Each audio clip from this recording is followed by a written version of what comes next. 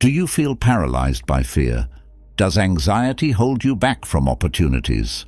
Are you tired of feeling afraid? Do you want to face challenges with confidence? Are you ready to conquer your fears once and for all? This guide is designed to introduce you to the powerful principles of Stoic philosophy, which can help you overcome fear and live courageously. You'll find insightful strategies that teach you to manage and eliminate fear from your life, enabling you to act with confidence and embrace challenges with a calm mind. Learn how to detach from anxiety-inducing thoughts and focus on actions aligned with your core values. Prepare to transform fear into freedom and live your life to its fullest potential. Are you ready to leave fear behind? Life is like the ocean. It's rough and full of troubles and things you don't know. How can someone ride the waves with peace and happiness? It's been a long time since this question came up. The Stoic way of thinking, which guides us toward peace and strength like a lantern, gives us the answers we need. The great Stoics taught us that the quality of your thinking determines how happy you are. They knew a lot about both people and the world. Marcus Aurelius, the king philosopher, said it so well. The quality of your thoughts determines the quality of your life. But what does it mean to keep this attitude when bad things happen? How can we change the things we do every day by using hard times to make us stronger? Stoicism is more than just a set of ideas. It shows us how to make our lives better in the real world. Perspective is important, being thankful is powerful, and living in peace with nature is very important. Knowing what we can and can't control is also helpful. Besides that, it tells us to be careful with how we use our energy. Seneca said that life is like a play, which is another important part of Stoic thinking. How well it is done is more important than how long it lasts. We can learn to enjoy the present moment, grow our inner garden of peace, and see life's difficulties not as problems, but as chances to learn and grow if we think this way. As we learn how to stay calm and happy in life, let us look to the Stoics for advice on how to deal with the problems we face now. Being thankful, having a positive attitude, and doing things that are good for our souls can help us not only handle life's storms with grace, but also show others how to do the same. This will make our shared human experience a peaceful and happy symphony. First, try to have a good attitude. First, keep a good attitude. Stoic philosophy says that having a good attitude means putting a lot of thought into how to deal with the hard things that happen in life. Our thoughts and feelings about what happened to us are completely under our control, even though we can't change what happened. The great Stoic thinker Marcus Aurelius said, "The happiness of your life depends on the quality of your thoughts." This principle shows how important it is to have a good attitude because it changes the way we see the world from one of bad things and defeat to one of good things and growth. It's hard to have this attitude when life is so hard, though. The first step is to understand that each situation is unique. Stoics do the second thing by taking on life's problems with interest and strength. This shows that they think every job can help them grow. In the Vietnam War, an American vice admiral and pilot named James Stockdale was held as a prisoner of war for more than 7 years. Now think about his story. Stockdale was able to stay alive and lead people through terrible situations thanks to what Epictetus taught him. There was another Stoic teacher who said that how you deal with things is more important than what comes your way. Stockdale could keep a good attitude even when things were very bad. This helped him and encouraged other prisoners to do the same. Being aware of our thoughts and feelings and choosing to focus on the things we can change in our lives is not avoidance. Having a positive attitude means finding meaning and value in our experiences, no matter what. Stoicism gives people the courage to have a good attitude. You don't just get through life this way. You live it more fully, with strength, growth, and a strong desire to see the good in everything. With all the issues and unknowns in the world, having a positive attitude can help us get through the worst times. It's not enough to just smile to have a good attitude. You have to train your mind to see opportunities in problems and to be strong when things go wrong. If you want to start having a good attitude, here are some things you can do. Being aware of yourself. To start, you should know how you're feeling and be aware of any bad thought patterns you have. The first step toward change is becoming aware of it. As the day goes on, write down how you feel and what you think. What do they say most of the time? You can choose to have a better attitude if you know what your normal state is. Remember to be thankful.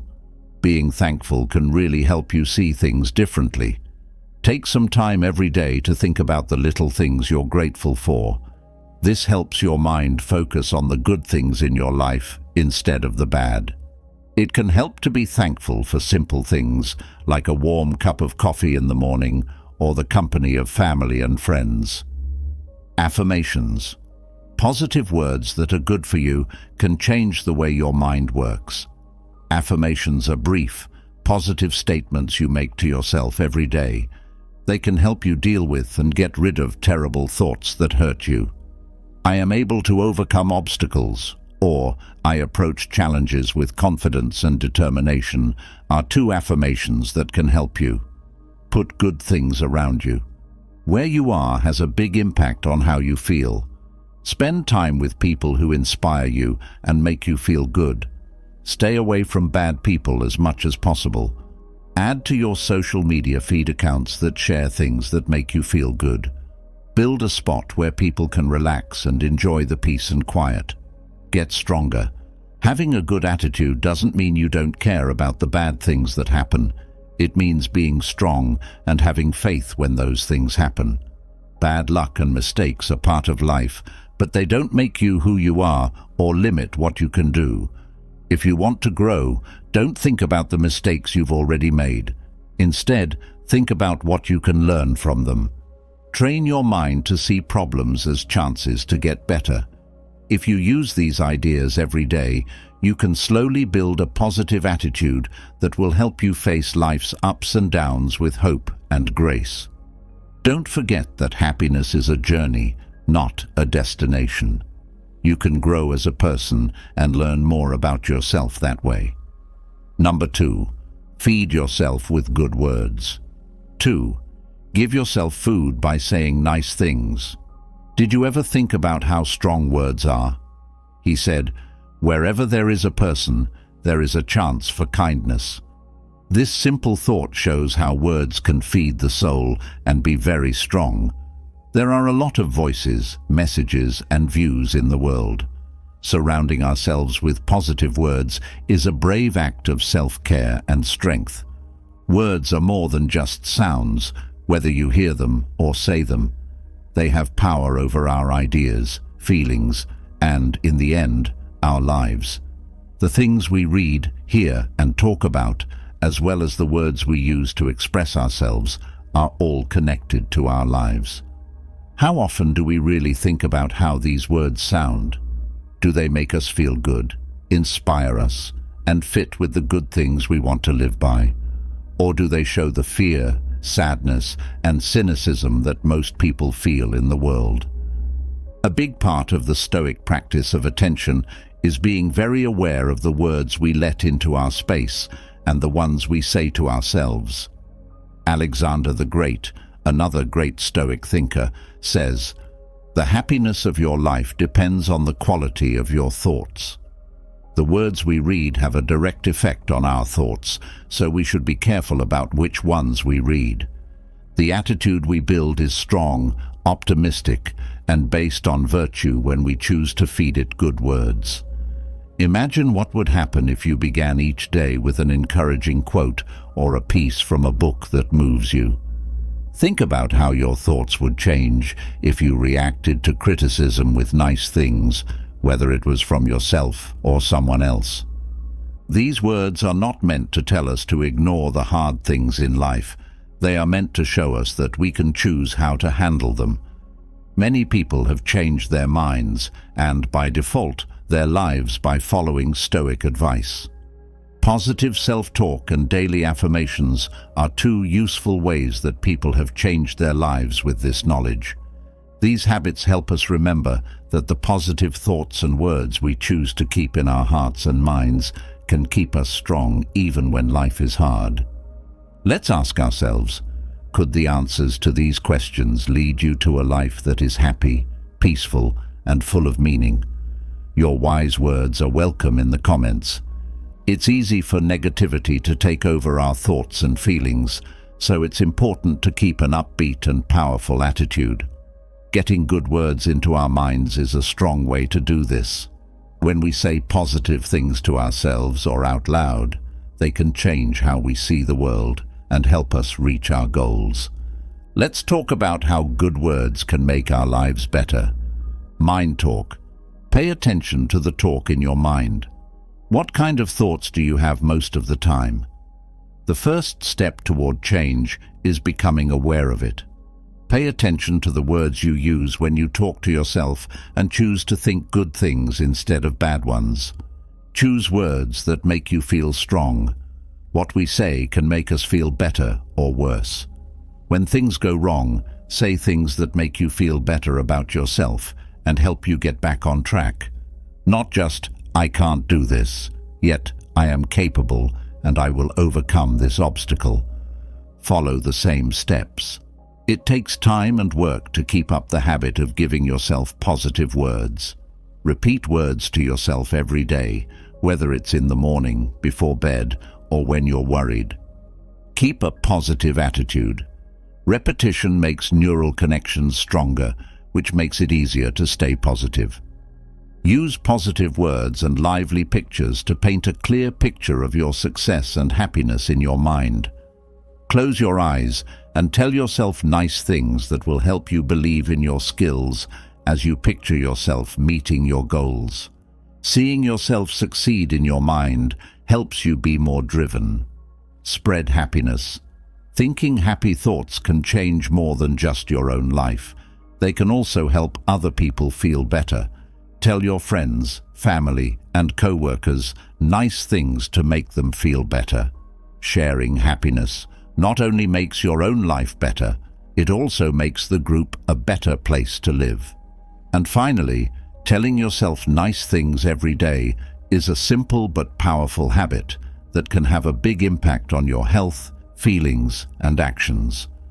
By becoming more aware, using powerful language, staying constant, picturing success, and spreading happiness, you can use the power of words to make your life full of joy, strength, and pleasure. Third, take care of your body in general. Take care of your body in general. Have you ever considered how much your physical health affects your emotional well-being and mental strength? Stoicism's timeless lessons teach us that caring for our health is not only our duty, but also a sign of our virtue and knowledge. A famous Stoic thinker named Epictetus said that how you deal with bad things doesn't matter as much as how they happen. This strong thought goes a lot further than just taking what happens in the world. Being healthy means taking care of our physical, mental, and spiritual selves. When we're stressed, our physical health, which is the most clear sign of our well-being, is often the last thing on our minds. For the Stoics, though, the strength of the body supports the mind's and spirit's efforts. For example, working out regularly isn't just a way to get in shape. It's also a way to train your mind to deal with laziness and not give in to it. When do you work out not as a chore, but as a way to celebrate your body's strengths and see how tough your mind is? It's just as important to take care of your mental health. Two things that show you care about your body and understand how the mind changes how you think and act are mindful eating and meditation. When was the last time you savored every bite of a meal or took some time to just be with your thoughts without judging them? These easy things you can do will help you be present and aware, which are two powerful ways to strengthen your mind and heart. We don't see mental health as much, but it's just as important. Stoicism tells us that at our heart is how we live our lives in line with the virtues of patience, courage, knowledge, and justice. We find true happiness and a reason to live by pursuing these virtues. What are some ways you can use these values in your daily life to make normal things more like an expression of your best self? The Stoic view of health as a whole is not about being perfect, but about making your mind healthy. To live a full and healthy life, you need to take care of your health. There are other parts of health besides physical health, like mental, emotional, and social health. Putting your health first can make your life better, help you get more done, and lower your risk of getting many illnesses. Here are 5 things you should think about to stay healthy.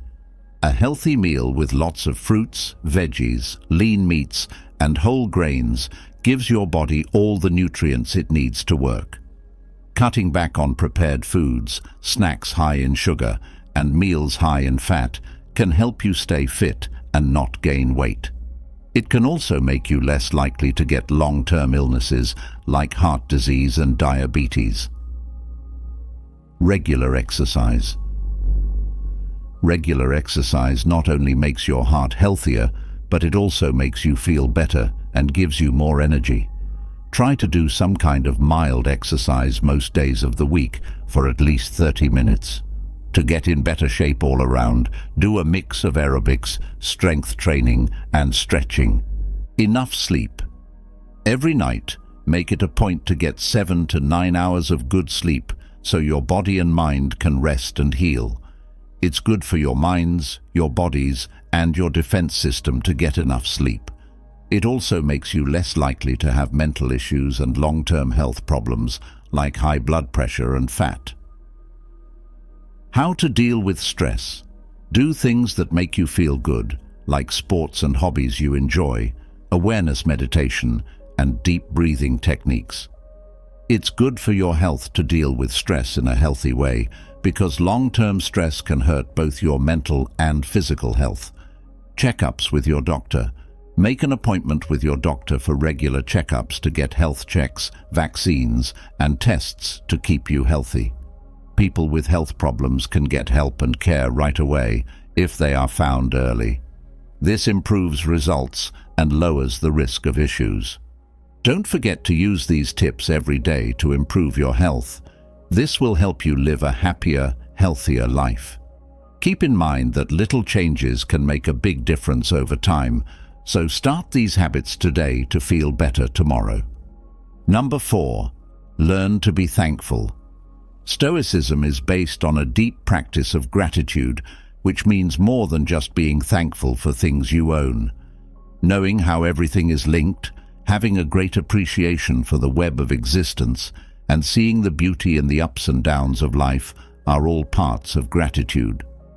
Marcus Aurelius, a Roman emperor and Stoic philosopher, often reflected on how short our lives are and pushed us to be thankful for what we have right now. His writing, "When you wake up in the morning, think of what a precious privilege it is to be alive, to breathe, to think, to enjoy, to love," sums up the spirit of Stoic thankfulness.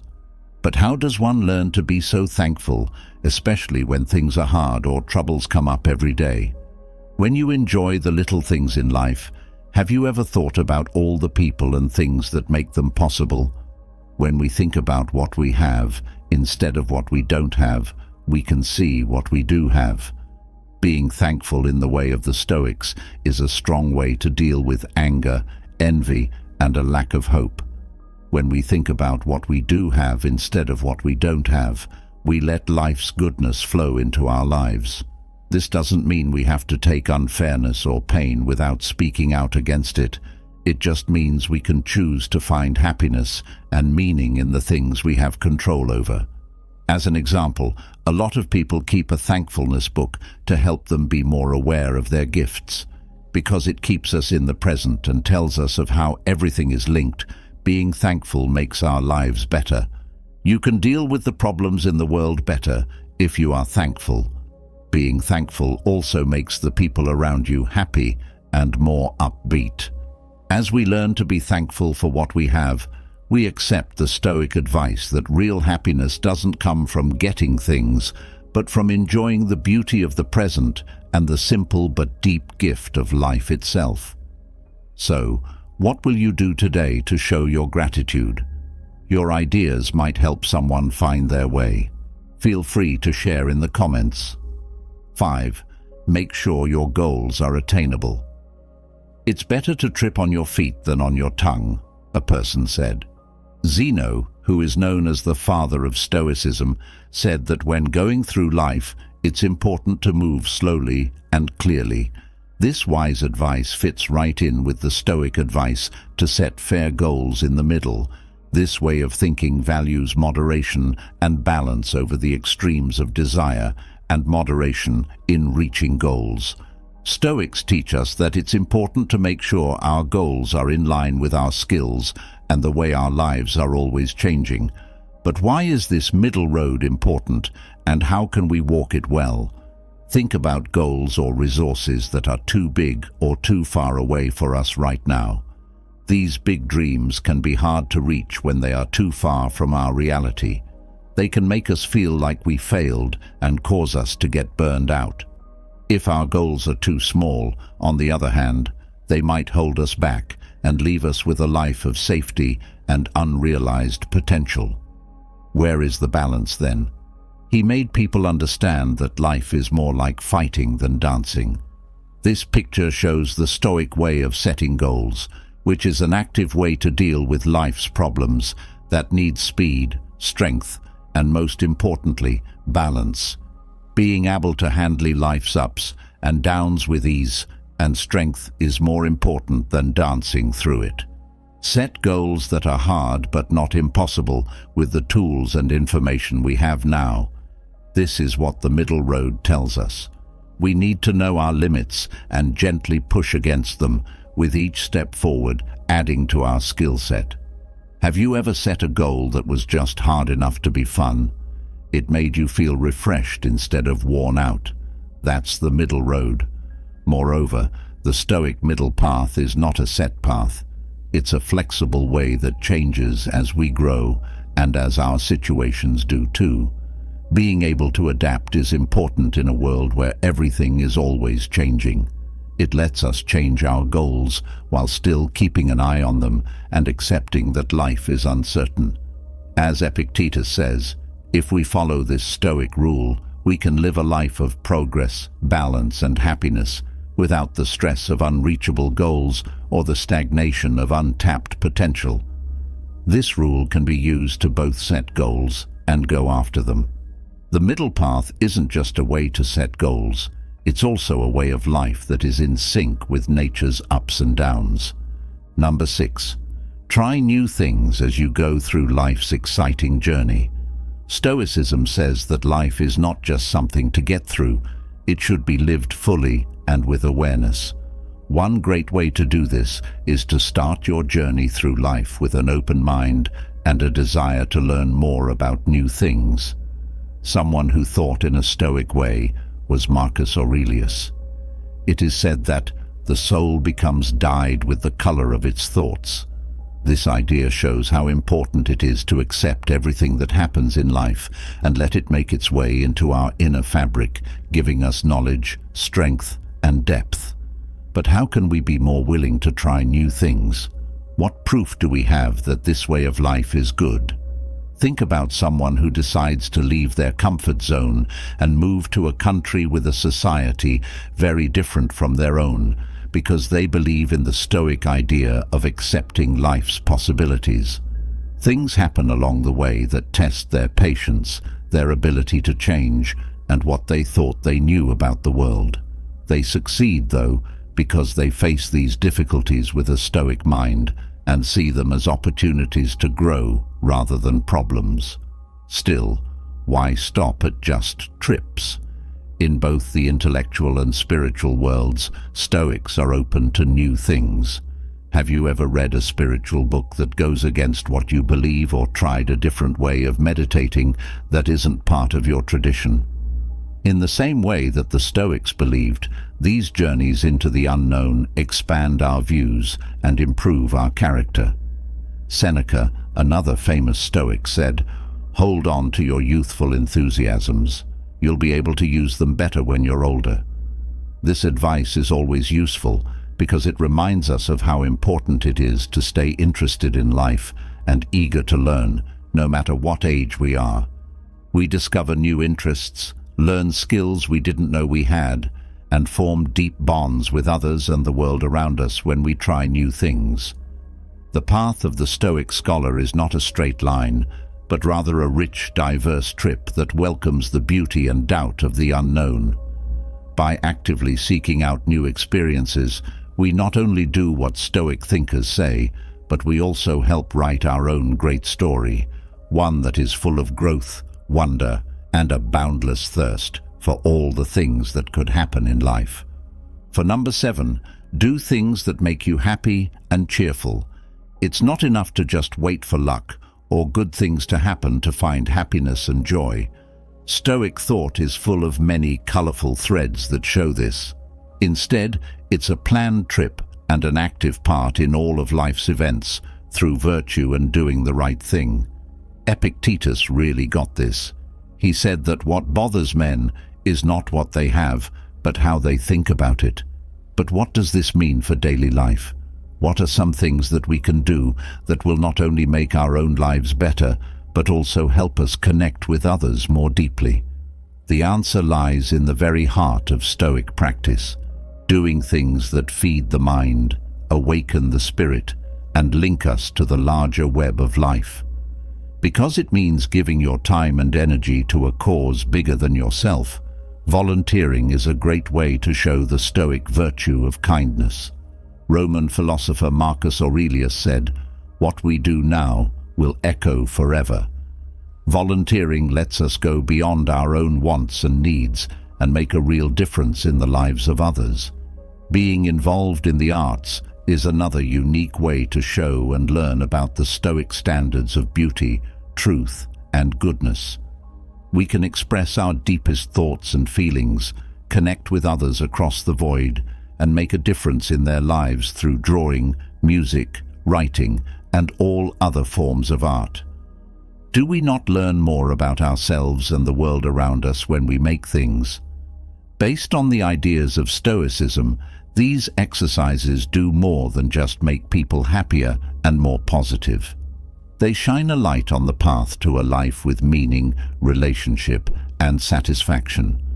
We not only respect the lessons of Stoic thinkers when we interact with the world in these ways, but we also help make the world a more caring, understanding, and lively place. Let us keep Seneca's words in mind. True happiness comes from living in the present and not worrying about what will happen in the future. The things we do and the decisions we make every day are what will lead to a life full of deep happiness and joy. Marcus Aurelius said, "Very little is needed to make a happy life. It is all within yourself." This quote sums up the main idea of our trip. It's up to us to find the virtues that will help us deal with life's problems and give our lives more meaning. Let's follow these ideas and the way of the Stoic to have a peaceful, happy, and kind life. The day after tomorrow brings us new chances to grow and get better.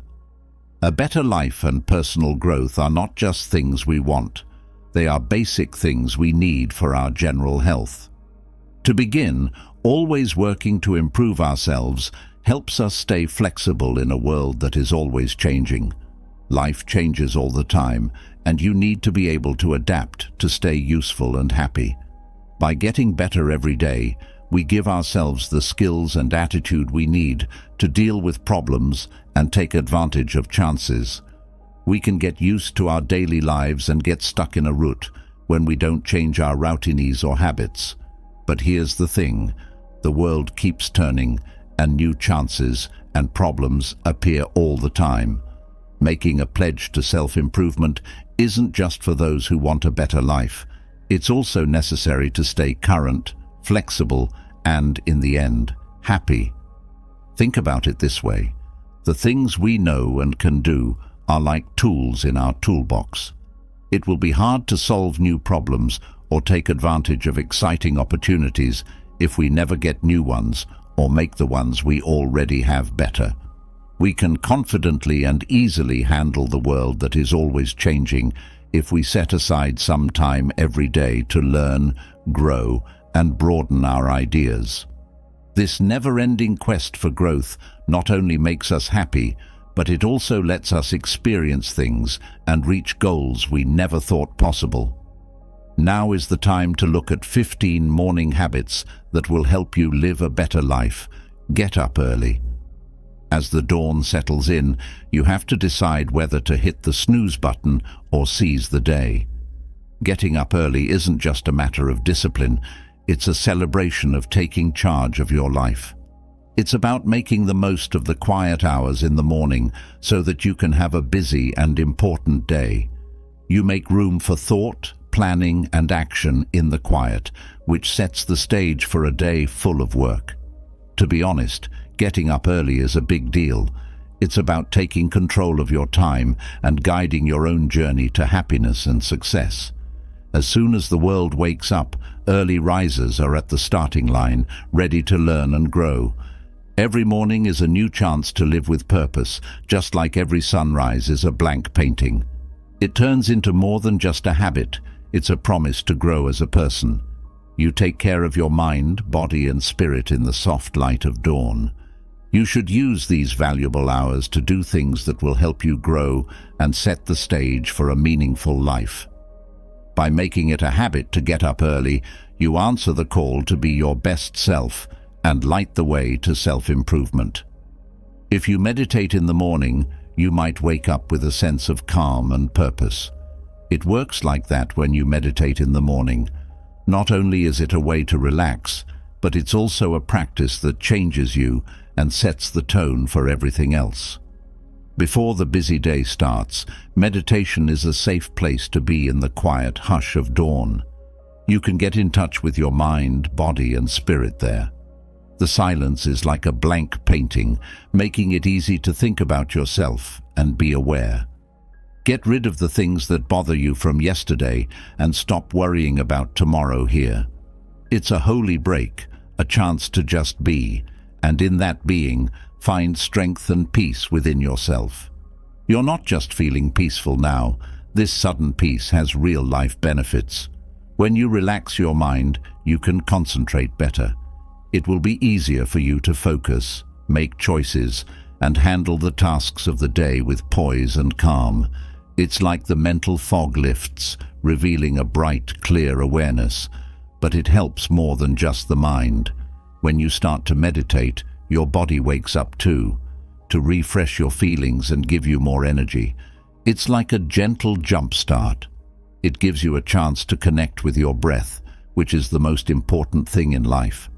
When you do this, you use your body's natural healing and restoration power, which makes you feel refreshed from the inside out. Meditation in the morning turns into a habit that helps you connect with your inner knowledge every day. It helps you feel stable and ready for the day, no matter what comes your way. Writing in a journal. The quiet of dawn creates a holy place for morning meditation, which is the first rite of the day. It's not just a short break, it's a deep pledge to your overall health. Here, in the soft hug of peace, the mind can get away from the chaos of everyday life. There's no better place to be alone with your ideas, feelings, and memories than in this place. Through this trip within, you can grow as a person and learn more about yourself. Meditation in the morning turns into a safe place to build inner peace and strength.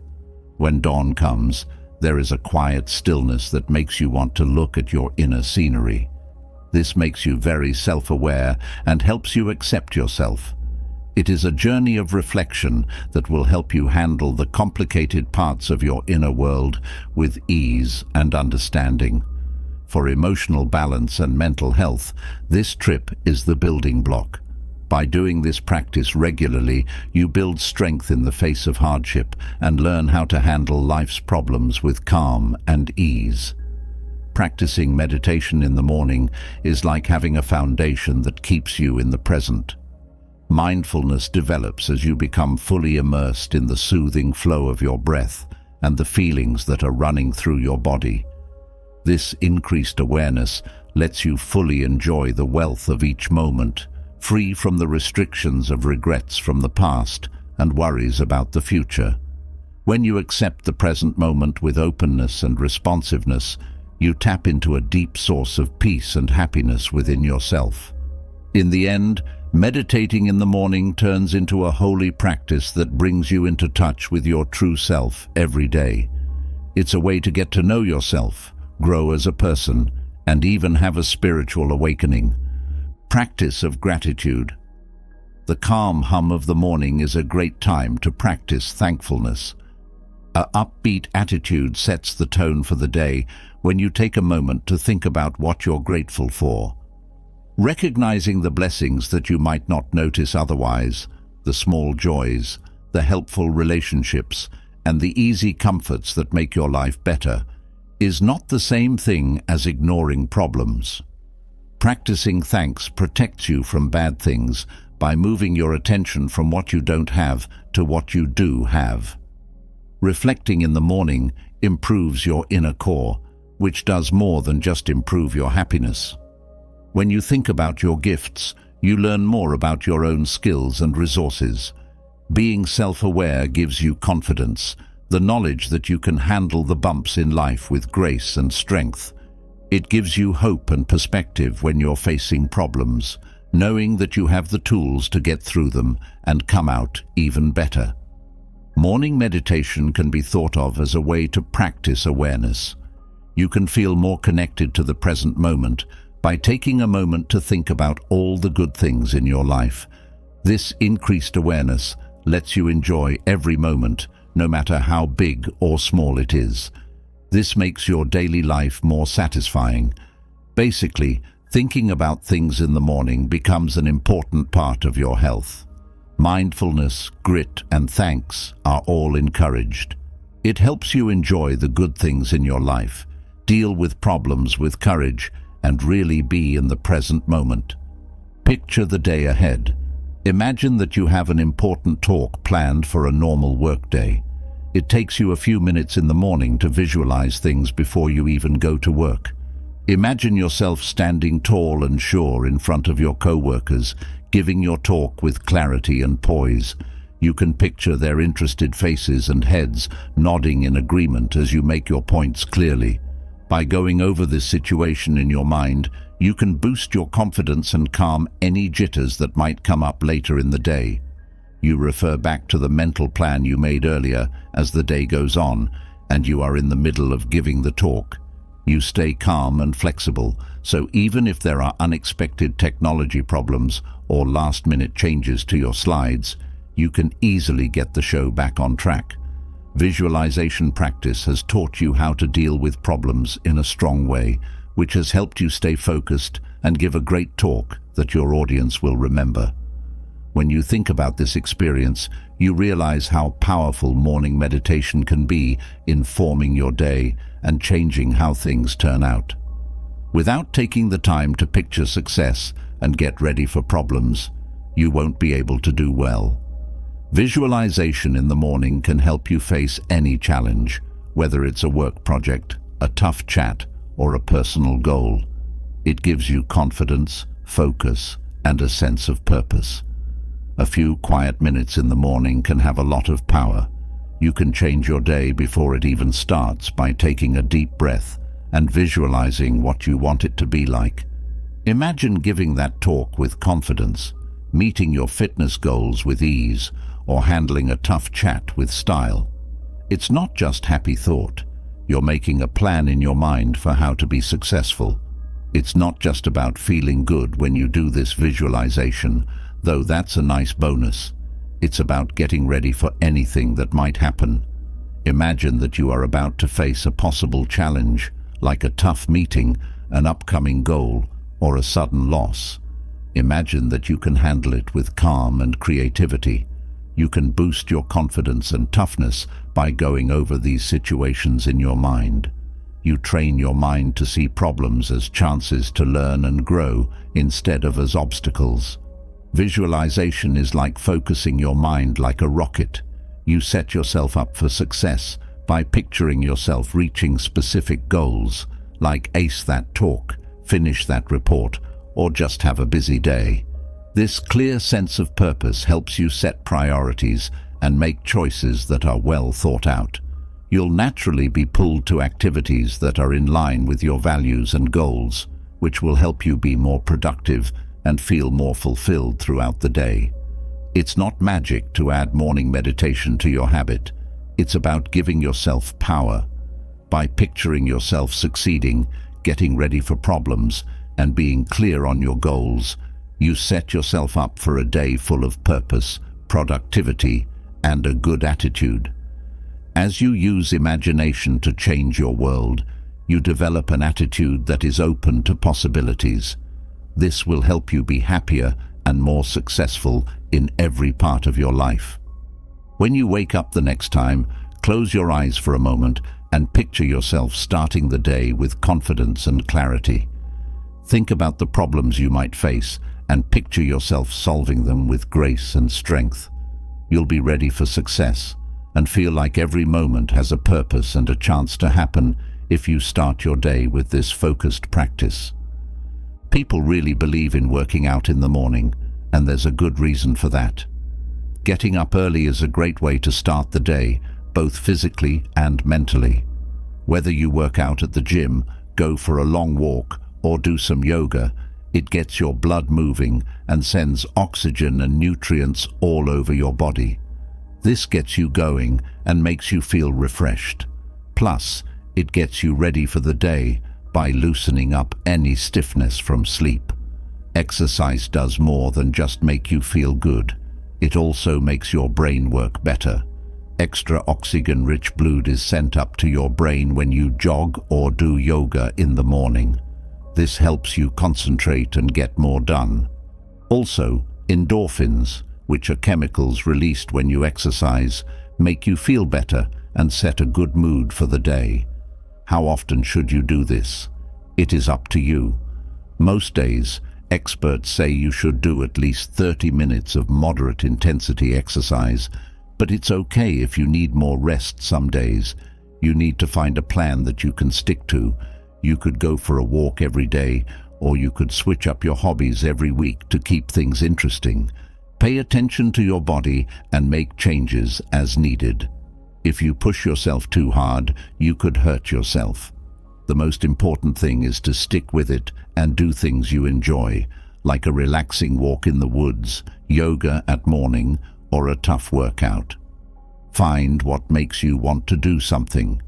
Getting some exercise in the morning will not only make you feel better physically, but it will also give you a boost of energy and well-being that lasts all day. Put on your shoes, lay out your mat, or go to the gym. Yourself in the future will be grateful. Your heart rate goes up when you do these things, which makes it easier for oxygen and other important nutrients to get to all parts of your body. This surge of nutrition not only wakes up your muscles, but it also wakes up your whole body, making you feel ready to take on the day. Additionally, working out in the morning can help ease any stiffness left over from sleep, allowing you to start the day with ease and flexibility. The health benefits of working out in the morning go far beyond the body. They also stretch to mental focus and emotional health. Whether it's a jog around the block or a set of sun salutations, getting your brain going with a burst of exercise is like setting it up for peak performance. When more oxygen-rich blood flows to your brain, it improves cognitive function. This makes it easier to concentrate and more productive right away. Endorphins are chemicals that are released when you exercise. These chemicals naturally lift your mood, making your day better and setting a positive tone for the hours to come. One of the best reasons to start working out in the morning is that it can change your life once you make it a habit. You're sending a strong message to yourself and those around you that your health and well-being are important by making time for exercise every morning. Making this self-care habit a part of your daily life will give you a stronger sense of control and strength over your life. Over time, as you see changes in your health, exercise, and general quality of life, this morning routine will become even more valuable. Basically, working out in the morning isn't just a short-term way to feel good, it's an investment in your health and happiness in the long run. The important thing is to find what works for you and give it your all, whether that's the soothing beat of a yoga flow or the energizing rush of a morning run. 7. Good breakfasts. Have you ever thought about how much a healthy breakfast can change your day? It's not just a feeling that goes away. It's a change in how ready your body is to handle whatever comes next. You can think of it as giving your engine a much-needed tune-up. It will get your metabolism going and give you energy all day. By choosing foods that are high in nutrients, like fresh fruits and veggies, hearty whole grains, and lean meats, you're not only filling your stomach, but also making your body stronger for the challenges of everyday life. It's a comprehensive approach to self-care that draws on the time-honored advice of Stoic thinkers who upheld the values of equilibrium and fortitude. A breakfast full of important nutrients is good for more than just your body. It's also good for your mind and heart. With every bite, you give your brain the vitamins, minerals, and chemicals it needs to work at its best. These work together to improve your mental focus, ability to solve problems, and emotional stability. The complex relationship between eating and mental health shows how large of an effect food choices can have on our general health. Eating a healthy food first thing in the morning can also help you be more thoughtful and appreciate the little things in life. When you choose and maybe even make your breakfast with care, you're showing yourself love in a way that goes beyond just nutrition. As a sign of thanks, we eat this food to remind ourselves of the plenty of food that supports our lives. By consciously and mindfully eating breakfast, you're not only feeding your body, but you're also strengthening your link to the sources of food that feed all of us.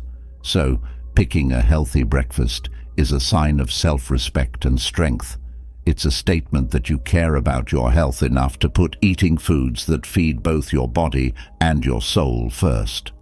By doing this, you respect the Stoic ideal of living a good and wise life, knowing that the real wealth is in finding inner peace and strength. 8. Get used to accepting. It's powerful to love and accept the path of life. The Latin phrase amor fati, which means love of fate, is a powerful way to look at life's unpredictable turns and changes. It recognizes that life is chaotic and tells us to accept and be calm in all situations, whether they are happy or sad. One of the main ideas behind Stoicism is that this change in viewpoint leads to inner peace and mental calm. Because of this, we can focus our energy on doing good things instead of fighting things we can't control. Acceptance in this situation doesn't mean being passive. It means being aware of the difference between what we can control, our actions, thoughts, and emotions, and what we can't, external events, other people's decisions. By focused on the people we can affect, we take back control of our own stories. This gives us the power to use our time, money, and ideas on worthwhile projects instead of pointless ones that try to change things that can't be changed. Acceptance opens the door to strength, which lets us handle life's challenges with focus and purpose. Additionally, amor fati helps people appreciate life's natural riches more. As long as we accept every moment, good or bad, as part of our journey, we can grow a deep appreciation for the whole experience. We are more aware of how short life is, which makes it even more important to enjoy every moment and value the relationships and events that make up our lives. By doing this, we strengthen our relationship to the world around us and become more aware of how everything and everyone is linked.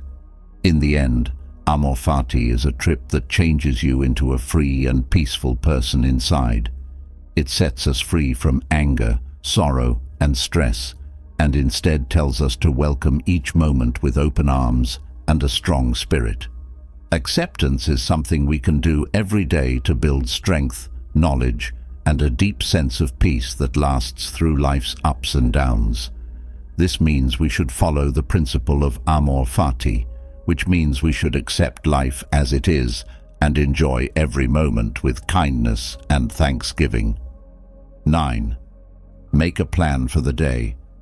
It can feel like the to-do list is a monster that won't go away, with arms that are always getting longer and threatening to pull you under. If you know how to plan your day well, you have a strong tool that can help you deal with stress. It's not enough to just write down chores on a piece of paper.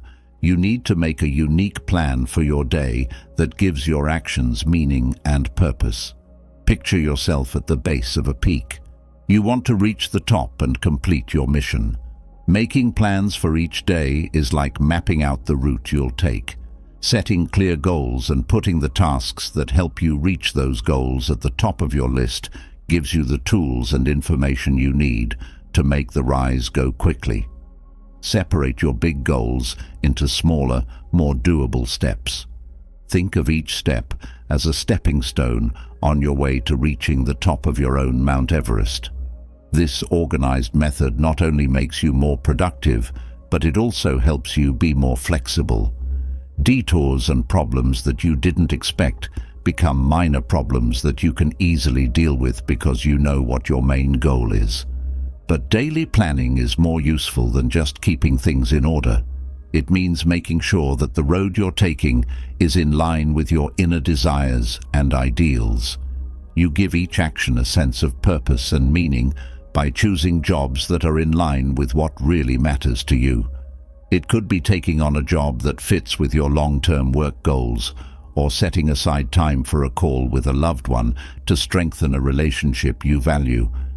Each choice you make during the day is like a brushstroke on a painting of your life. It shows what you want and what you believe in. Take a deep breath and remember this the next time your to-do list seems too big to handle. You have the power to turn that list into a plan.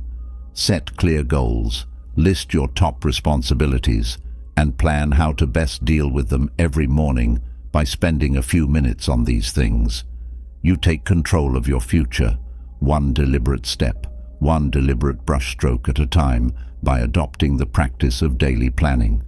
Remember that the summit, your goals and aspirations, is waiting for you at the top of each day's climb. And if you plan your route well, the journey itself will become an important part of the trip. 10. Get in touch with people you care about. In the middle of the morning rush, taking a moment to spend with loved ones is an investment that will pay off in the long run. Taking care of the relationships that make our lives full and healthy is like taking care of the green ground in our hearts. Prioritizing valuable time with family or friends strengthens the sense of identity and relationship, which is an important part of mental health.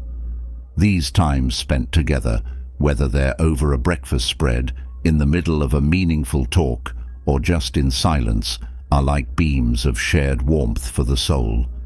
They are gentle reminders that we are not alone planets moving in space, but rather important parts of a cluster of loved ones who will always be there for us and be our friends. The benefits of these links go far beyond just making you feel better temporarily.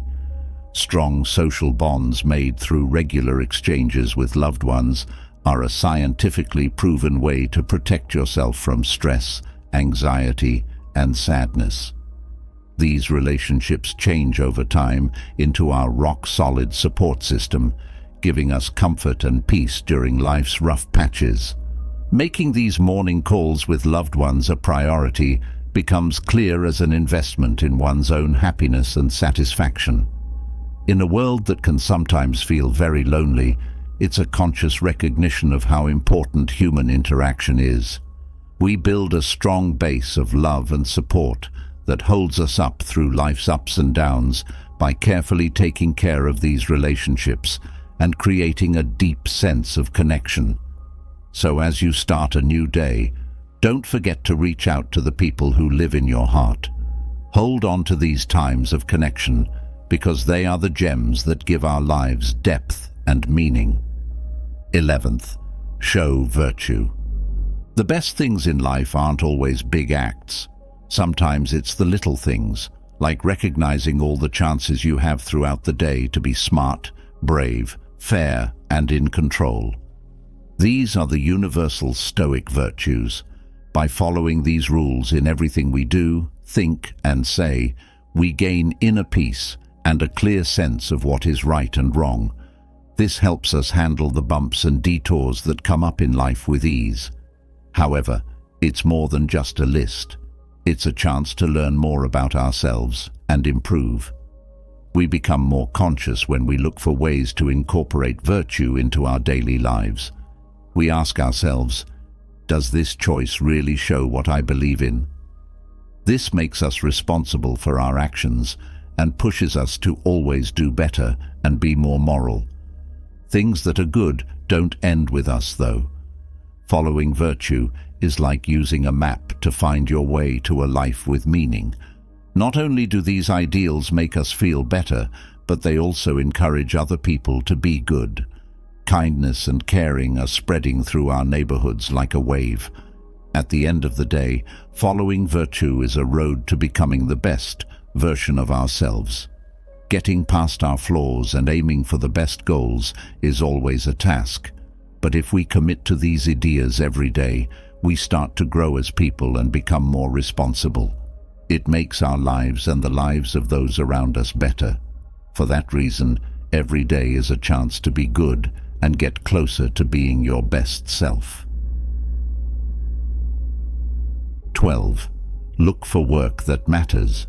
Getting fired up is the best way to start the day. That's how you can find value in what you do. Think of the things you have to do as steps towards something bigger. Putting thought and effort into what you do not only gets things done, but it also gives you a greater sense of purpose that makes every day feel more interesting. Think about it this way. Being dedicated gives your work purpose. Each job you do is like a brick you put down to build a bigger picture. There's more to it than what you do right now. It's about the effect you have. When you link your activities to a bigger goal, you see how they affect things, which makes you feel good.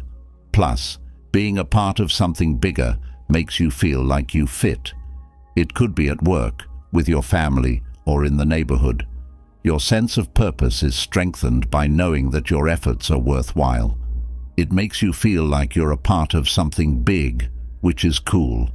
Going into your work with meaning isn't just about checking things off. It's about living your life with desire. Even the ones that don't seem important have meaning. When you work hard at them, you get a sense of satisfaction that goes beyond the daily grind. It's about enjoying every second. 13. Show kindness to yourself. Think about meeting yourself every morning with the same kindness and understanding you'd show a close friend. That's the power of being kind to yourself. It means realizing that you are human, which means you are flawed and that you deserve kindness just the way you are. When you put self-compassion first, you create a safe and caring place inside yourself. It's like planting a yard where you can grow well. From this point of view, making mistakes is not a sign of failure, but rather a way to move forward. You accept your flaws as unique traits that make you unique. The song is about letting go of the need to be perfect and instead enjoying the beautiful complexity of being human. Being kind to yourself doesn't mean letting things slide or making excuses. It's saying to yourself with courage when you question yourself and forgiving yourself when you fall. How about this? If a friend is having a hard time, you wouldn't criticize them all the time, right? You would listen, give them a shoulder to cry on, and say nice things to them. Being kind to yourself is what self-compassion means. Being kind to yourself. First thing in the morning sets off a good chain reaction. It gives you inner strength and toughness that helps you handle life's challenges better. You can build a more satisfying life by developing a caring relationship with yourself.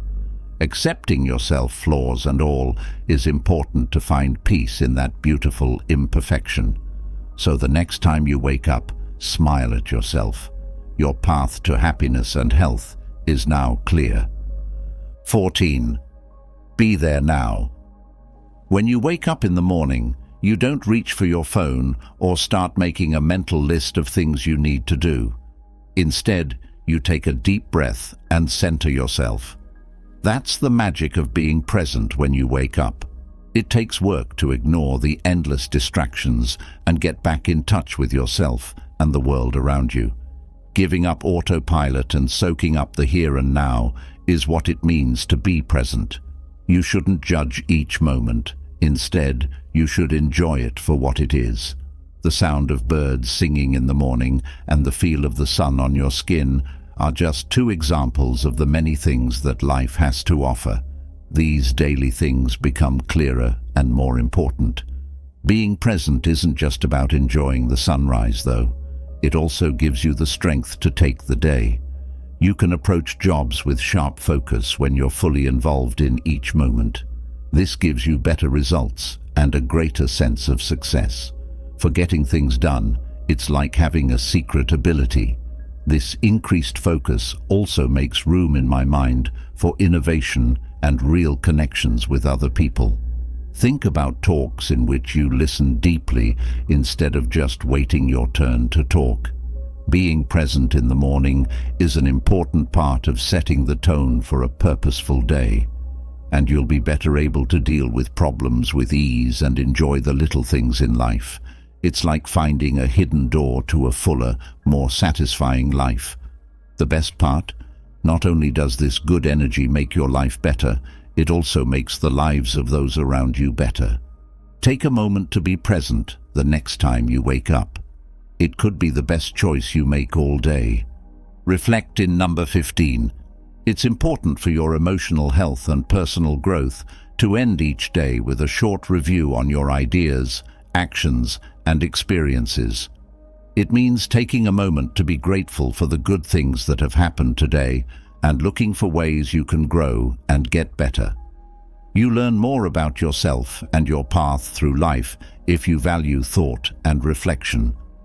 Reflecting on your feelings, actions, and events can help you understand your behavior patterns and the reasons behind them.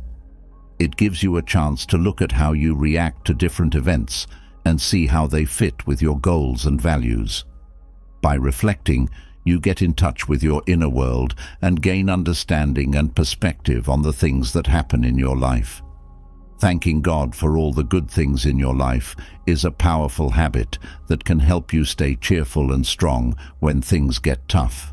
Encourages you to think about how full and rich your life is instead of focusing on what you think are its flaws or problems. When you recognize and appreciate the good things in your life, you change your outlook to one of wealth, which makes you happier and more fulfilled.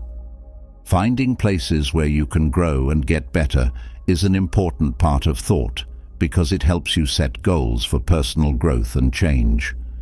When you honestly look at your skills and flaws, you make a growth plan that helps you decide what to do and how to do it. By learning more about yourself and discovering new things about yourself, you give yourself the strength to accept change and work toward becoming the best version of yourself.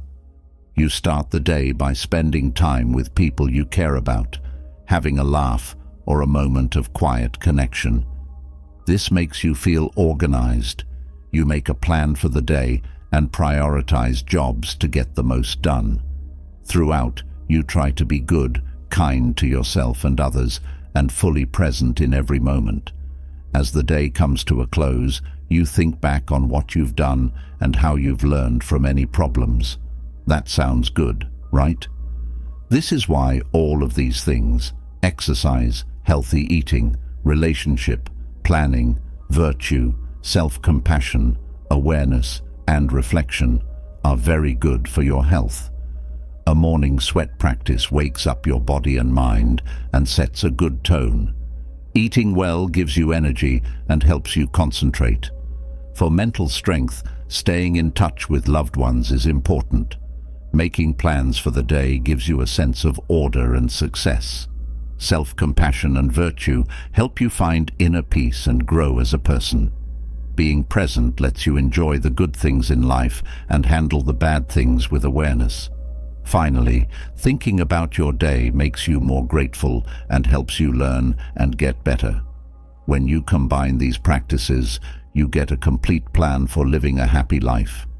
They are good for your mind, body, emotions, and even your heart. So why not try them? You might find your own way to live a healthy and happy life. Finding and keeping people's attention is hard these days because the world is full of information and non-stop stimulation. But psychology gives us a lot of tricks and techniques that can be used to change how people think, act, and make choices for the better. These tricks, which are based on sound psychological principles, help us not only talk to each other better, but also build relationships that are deeper and more important. Each trick shows an interesting part of the mind and gives us useful information about how to connect with each other better, from how important a real smile is to the power of expectation. By using these principles in an honest and thoughtful way, you can not only reach your goals, but also create a space where people can understand each other, work together, and be healthy for everyone. In this section of the guide, we'll look at 18 of these psychological tricks and explain how they work and how they can be used in personal relationships, work, and everyday life. We can improve our ability to make things better around us, communicate better, and strengthen our relationships with those around us by learning and using these methods. Trick 1. Names have power. In the worlds of communication and personal influence, calling someone by their name during a talk can make a huge difference. Even though this is a small action, it has a lot of power and meaning. A person's name is more than just a string of letters.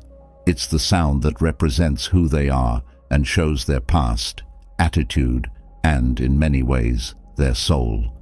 It's more than just getting someone's attention when we call them by name.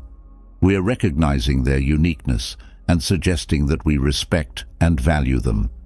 When you use someone's name, you open up a straight line of contact that turns a general conversation into a personal one.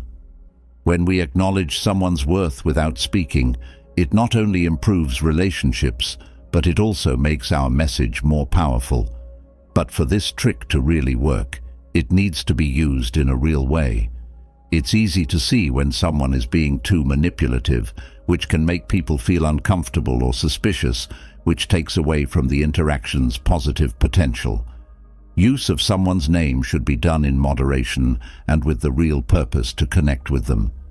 This can have a big effect at the start of a talk, when you ask a straight question, or when you say, "Thank you." It creates times of personal awareness that make the contact more valuable. Active hearing and genuinely wanting to know what the other person is saying go well with using their name. This strengthens the relationship and shows respect for their experience and point of view. This trick, even though it may seem easy, is a strong way to build relationships and have a positive impact on others. It shows that you really understand that the most important part of good communication is recognizing the worth and respect of each person. When we consciously use someone's name, we not only improve the way we talk to them, but we also show respect and understanding that can totally change how we connect with each other. The second trick is the smile.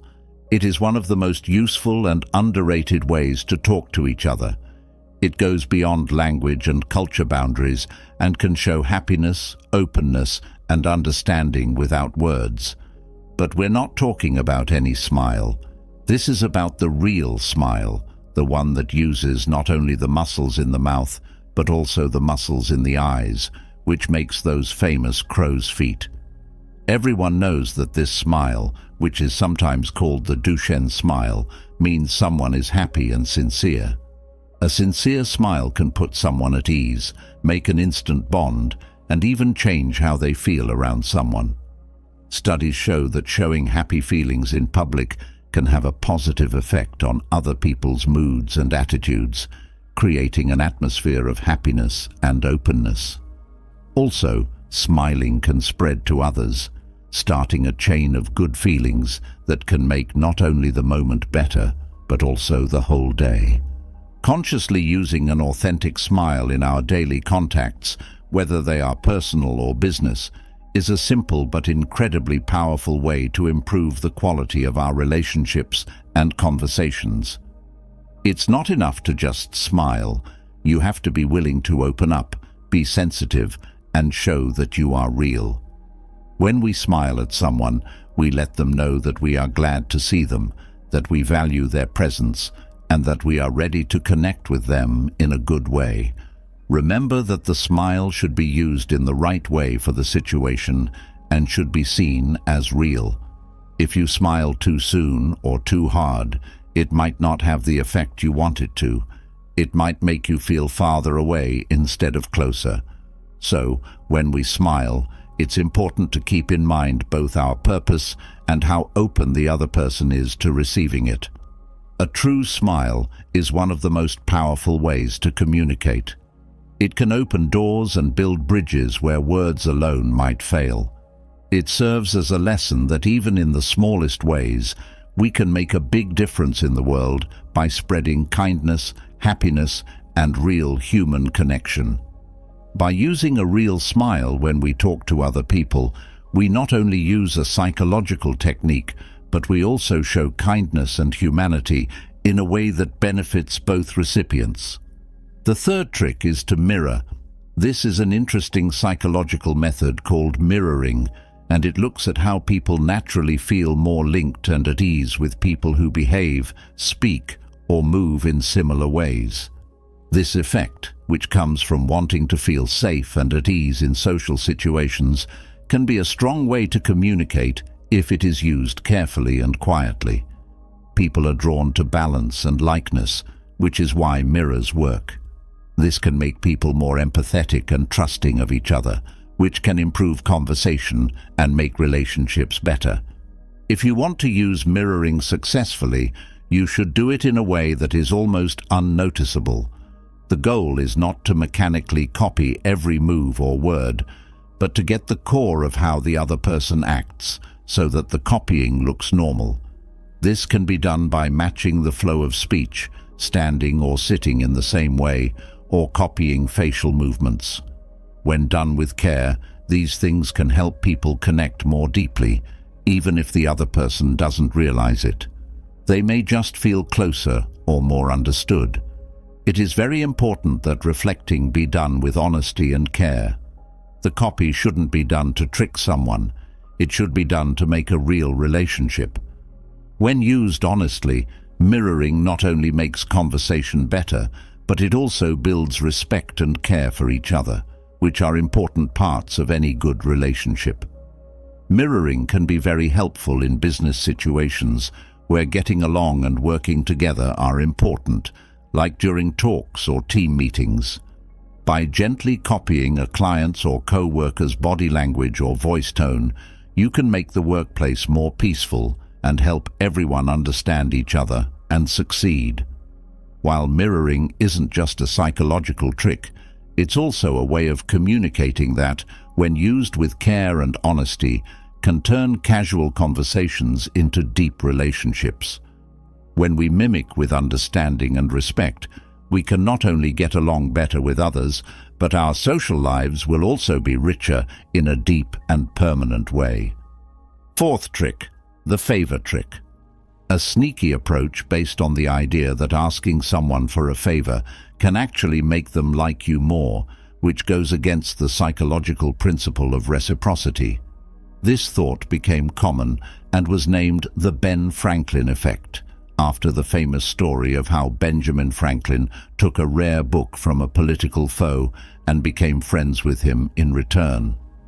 The idea behind this is that when someone does a favor for someone else, they feel good about it because they think they like that person, which can lead to better relationships in the future. To use the favor trick in real life, you need to be careful and think about the situation. It's important to ask for something small and sensible, something that won't bother the other person, but will still require them to make an effort. This request not only makes the conversation more important, but it also makes you feel like you have a stake in the relationship. It is important to remember that this method only works if it is used honestly and at the right time. So as not to seem deceptive or forcing, the request should seem real and come at the right time. Recognizing and properly thanking someone for a favor they did is also important for keeping the relationship good and based on reciprocity. When you ask someone for a favor, you can also show that you trust them by recognizing their skills or resources. This can make the person feel better about their own self-worth and encourage them to work together and respect each other. When used carefully, the favor method can be a great way to improve relationships, make it easier for people to talk to each other, and make groups that work together better. However, it is important to accept the other person's limits and liberty when using any method of control. The favor method is not a way to get what you want or to manipulate people. It's a way to start conversations and build relationships based on mutual respect. It can be a great way to build stronger personal and business relationships if it is used with honesty. Fifth trick, the law of return. The law of reciprocity is a strong psychological concept that is very important in how people connect with each other and form social bonds. The main idea behind it is that when someone helps us, we have a strong emotional need to repay them in some way. This need to keep things in balance can show up in many forms, such as a gift, a favor, or even a simple thank you. People have a natural urge to help each other, and you can see it in different countries around the world. This trick plays on that urge. Applying the law of exchange to our lives on purpose can have a big effect on how we interact with other people. By giving something first, like a friendly act, useful information, or a small gift, we make it easier for others to work with us and improve our relationships with each other. This not only makes it more likely that someone will respond positively, but it also starts a good circle of giving and getting that makes our relationships and communities stronger. It is very important that this rule is applied with true kindness, not with the goal of making money for yourself. When kind things are done without expecting anything in return, that's when exchange really works. People are more likely to respond warmly and honestly when they think that someone is acting sincere and doesn't have any other intentions. This tends to improve relationships. People may see overly big actions as attempts to force someone to do something or manipulate them, which can make them feel uncomfortable or make them refuse. In the same way, knowing when to offer and how to do it in a way that makes the other person feel good is important for this approach to work. There is no need for reciprocity to happen right away or directly comparable. When someone gives, it often starts a circle of kindness that comes back to them in surprising and good ways. Being open to accept and having patience are very important during this process. When applied with honesty and compassion, the rule of reciprocity is more than just a psychological trick. It is a way of life that can change our relationships and communities. Giving to others without expecting anything in return, not only makes our relationships stronger, but it also makes the world a better place to live. Sixth trick: lack of something. This psychological theory says that things that people think are rare or might become impossible to get tend to be more valuable to them. This effect, which comes from being afraid of losing something important, can have a big effect on what we do and how we act. By using the idea of shortage in business or social situations, for example, you can make a product, service, or opportunity seem more valuable, which will make people act faster and with more conviction. When used correctly, scarcity creates a sense of urgency and makes deals seem more appealing because they are limited. In ads, while stocks last, countdowns to the end of a deal, or the fact that an exclusive item is only available for a short time, this can be seen. The most important thing about this approach is that it is real. Scarcity can hurt trustworthiness and cause people to doubt you if it is faked or seen as an attempt to trick people. To successfully use scarcity, it is important to make the value of what is being offered clear, focusing on both how rare it is and why it is valuable or helpful. This can mean focusing on the unique qualities of a product, the special benefits of a chance, or the one-of-a-kind experience that is being offered. The goal is to make the deal seem not only limited, but also impossible to refuse. Ethically, valuable scarcity can be used by truly limiting offers based on real limits, like the amount of time available, resources available, or access to exclusive events. This not only proves that shortage is a real factor, but it also shows respect for the intelligence and liberty of the customer or other person, making the interaction based on honesty and mutual respect. It is important to be aware of how lack of something can affect people, though. It can push people to act, but it can also make them anxious or put too much pressure on them. So, when using shortage, you should always think about how to balance getting people to make smart choices with avoiding manipulating their emotions. There is a strong psychological tool called scarcity that can improve interactions and deals when used properly and with a real useful offer. It creates a sense of value and urgency that is good for both the giver and the receiver. Trick number 7: giving your feelings a voice. You validate someone's feelings when you acknowledge and accept them as real and reasonable, even if you don't agree with the reasons behind those feelings. By confirming someone's feelings, we show that we respect their point of view and experience, which creates a safe place for honest communication and healthy debate. As a sign of understanding and care, emotional reinforcement is a key part of both resolving conflicts and giving emotional support. If someone feels like their feelings are understood, they are more likely to share their inner thoughts and feelings. This can help clear up any confusion and strengthen the relationship between the people involved. To successfully affirm someone's feelings, you should listen actively, think about what was said, and acknowledge the emotion that was shared.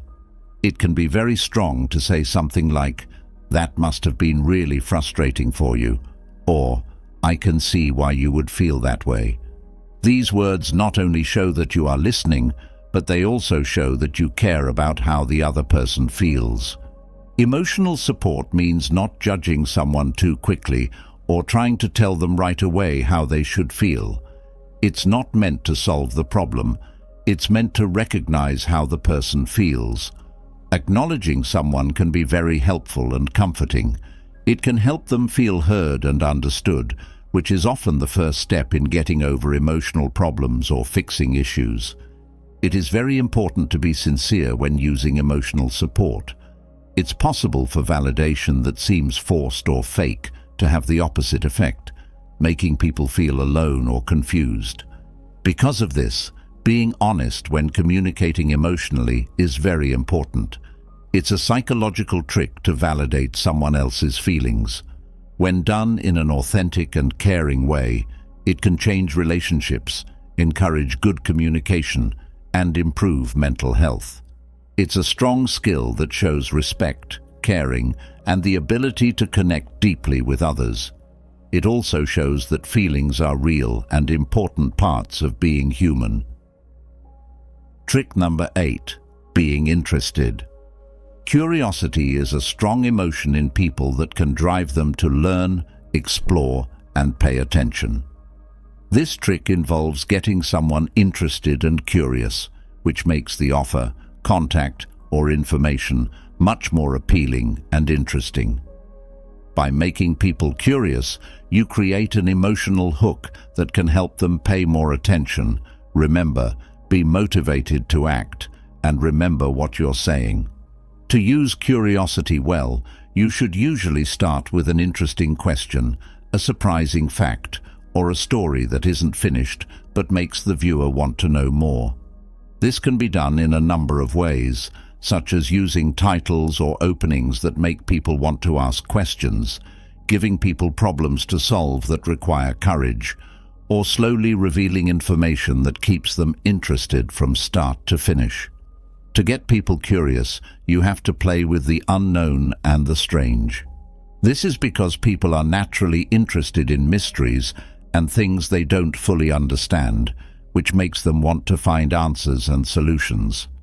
For example, this trick can work really well in marketing and education, where keeping people interested is very important for getting a point across or selling a product. There should be a mix between how much information is given and how much wonder there is. If there is too little doubt, people may not be interested, or they may get frustrated and pull away. Finding the sweet spot that grabs people's attention and takes them on a trip of learning that is both fun and educational is key. In order to keep people interested, it's important to give them a satisfying ending. Curiousness should lead to more information, a better understanding, or a more enjoyable experience. This not only thanks the audience for paying attention, but it also improves the link between the sender and receiver, making the exchange a good memory. When used correctly, curiosity is a psychological trick that can change how we take in and remember information. Curiousness that is aroused and satisfied not only improves conversation and learning, but it also makes them more fun, which helps people connect with the information or message more deeply and for a longer time. Trick 9. Making a halo. The halo effect is an interesting psychological trick that shows how our general thoughts about someone can change how we think about certain things about them. This happens when one good thing about a person, like how they look, their charm, or their professional success, makes us think they have other good things about them, like being smart, kind, or skilled, even though we don't have proof. This psychological trick shows how important first impressions are and how they can change how we see someone in many ways. We can actively use the halo effect to change how other people see us, whether we're in a social, professional, or academic setting. Putting on a slick show, keeping a positive attitude, and showing that you are good at one thing can help people have a better opinion of you generally. But it's very important to use this approach honestly, making sure that the image we leave is real and shows what we can do and why. The halo effect can be seen in real life in a number of settings, such as job interviews and social events. For instance, a candidate who does a good job of presenting and speaking with confidence about a subject might be seen as more prepared for the job, even if their other skills have not been directly evaluated. Another example is someone who is polite and friendly in social situations may be seen as more trustworthy and nice. It's important to understand how the halo effect changes how we see other people and how they see us. By being aware of this, we can take steps to make sure that our first opinions of others are as good as they can be, while also trying to get to know them better than first impressions. But we also need to learn how to think critically so that the halo effect doesn't make us judge people too quickly or without giving them a full picture. Understanding that a person's whole complexity is not summed up in a single good trait is key to having more fair and balanced relationships. In conclusion, the halo effect is a strong psychological trick that shows how important first impressions are and how they can change how people see things in ways that aren't obvious at first. As long as we use it in an honest and thoughtful way, we can improve how others see us and try to go beyond first impressions to get a fuller and more complete picture of the people around us. We can learn more, understand the world and other people better, and change our perspective by carefully listening. That is, you, with more knowledge and understanding. In conclusion, active attention is not just a psychological trick. It is a basic communication skill that makes all interactions between people better. Active listening not only improves our relationships and helps us understand others better, but it also creates an atmosphere of respect, understanding, and teamwork that is good for everyone. Trick 11. Use the law of contrast. A psychological concept called the law of contrast shows how we notice differences between two things when they are shown one after the other. Basically, when we put two things, thoughts, or events next to each other, we tend to judge the second one based on how it compares to the first one. This can make the differences between them seem much bigger. For instance, if you put one hand in cold water and then put it in room temperature water, the room temperature water will feel warmer even though it hasn't changed temperature. The law of contrast can be used to have a big effect on how people think and what they decide in conversation, bargaining, and business. One example is showing a higher price for a product before showing the real price. This can make the second price seem even more appealing, even if it is high on its own. This happens because our sense of value isn't fixed. It changes based on what we've seen before. To use the law of contrast successfully, you need to know what the exchange is about and what your goals are. For example, in a discussion, starting with higher demands than imagined can make the later, more modest terms seem more fair, which can help both sides come to an agreement. In education, starting with a difficult idea and then making it easier to understand can help students value the easier idea more. But it's important to use the law of contrast in a way that is honest and follow the rules. Changing people's minds in a dishonest way can cause mistrust and hurt long-term relationships. The important thing is to give something of real value and use contrast to make that value stand out in a fair and clear way. The law of contrast also stresses how important it is to plan and present your message well. We can better control how our audience thinks and acts by carefully planning the order in which we share information, ideas, or offers. This makes our conversation more effective and helps us build better, more positive relationships with others by making it easier for them to understand and respect what we have to give. To sum up, the law of contrast is a strong psychological tool that can help us connect, convince, and affect others more effectively if we use it with care and honesty. We can make a big difference in how people see our words, goods, or services by knowing and using this idea. This will lead to more productive interactions and better results. Trick 12. How touch can heal. The power of touch looks at how small amounts of physical touch can have big effects on how people think and behave. The idea behind this psychological trick is that a light touch can show trust, understanding, and help people feel more connected to each other. Touch can be a very effective way to show love, respect, and understanding in human interactions without words. A strong handshake, a touch on the arm during a talk, or a warm hug can make people feel much more trusting and willing to work together. In a business setting, shaking hands at the start and end of a meeting can be more than just a nice practice. It can also be a way to build a stronger relationship and show that you can be trusted. Touch can be a powerful tool for persuasion, but it's important to be aware of and accept national and personal differences. In different cultures, what one person sees as a friendly act might mean something completely different. It's also important to know what each person's comfort level and personal limits are. Touch that is unwanted or seen as invasive can have the opposite effect of what is wanted, making the person feel bad or pulling away. To use the power of touch successfully, you must pay attention to and respond to the other person's body language. This could mean starting with more controlled actions, like shaking hands, and only moving on to more personal touches if both people are clearly open and willing to do so. Also, it's important to think about the situation and pick times to touch someone that can be seen as a sign of support or encouragement, like when you're thanking someone or giving them a praise. When used with care and respect, the power of touch can be a very powerful way to build relationships, improve communication, and help people feel like they are connected and trustworthy with each other.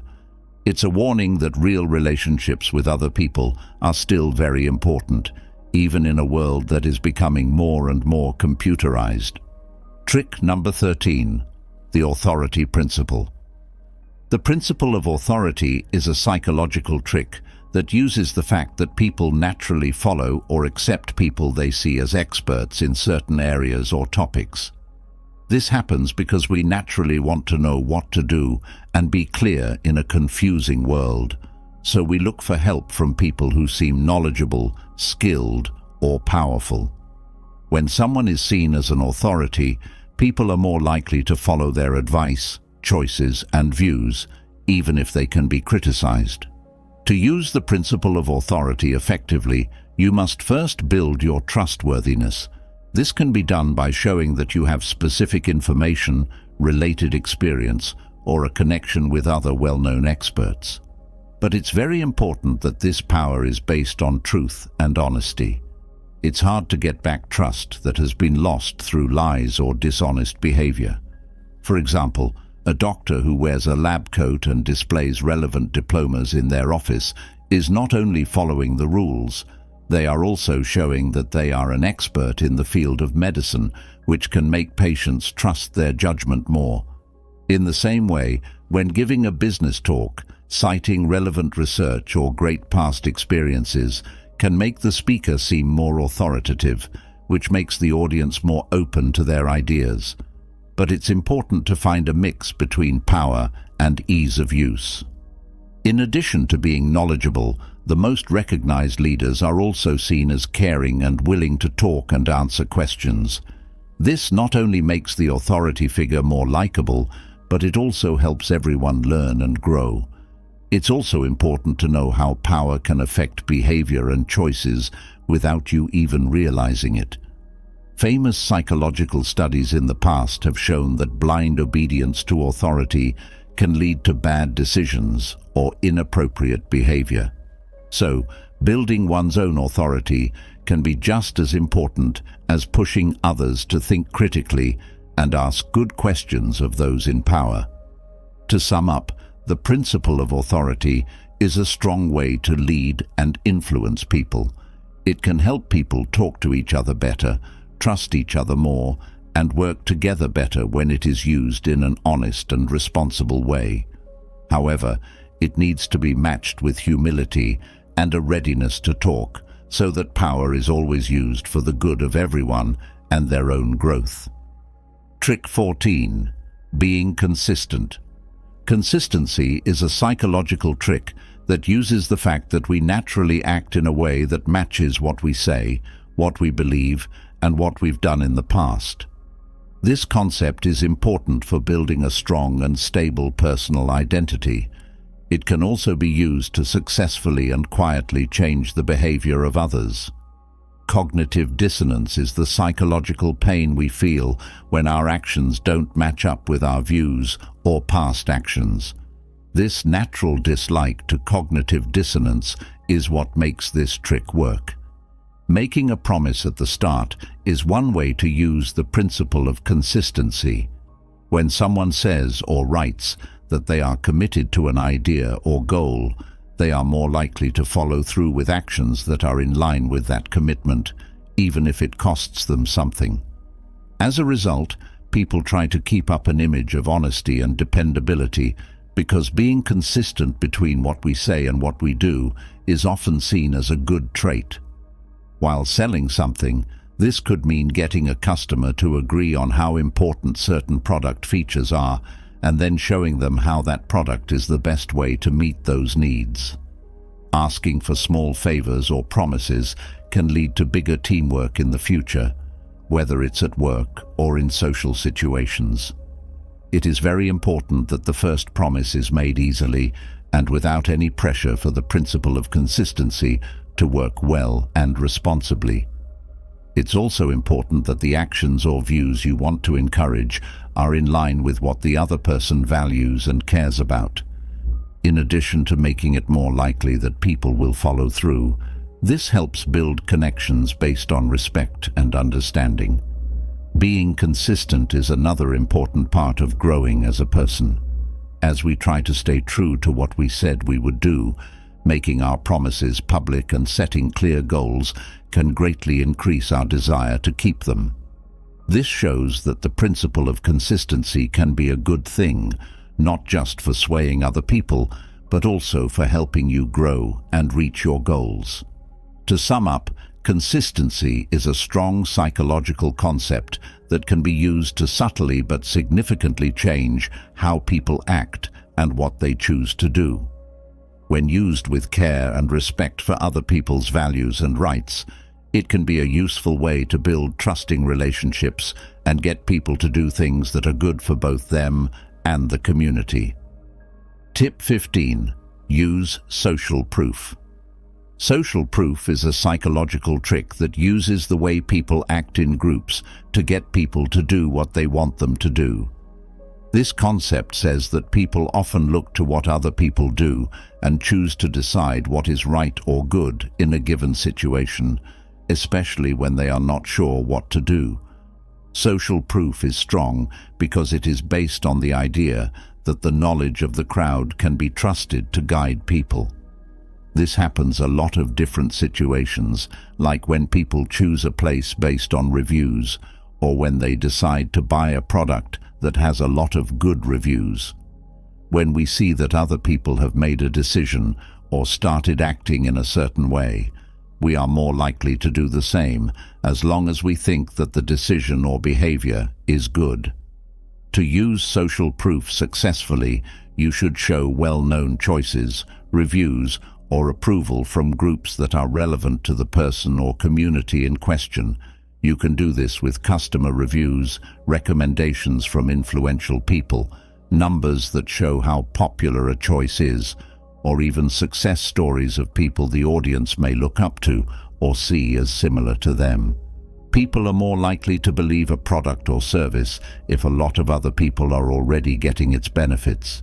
This is called social proof. Likes, comments, and shares on social media sites are clear signs of approval, which makes other people more likely to connect in the same way. But it's very important that social proof is real and honest. Making fake social proof, like fake reviews or paid references that aren't revealed, can hurt believability and trust over time. It is also important to know that social proof has its boundaries and should not be used to push people to do bad or wrong things. Social proof isn't just useful for sales and marketing.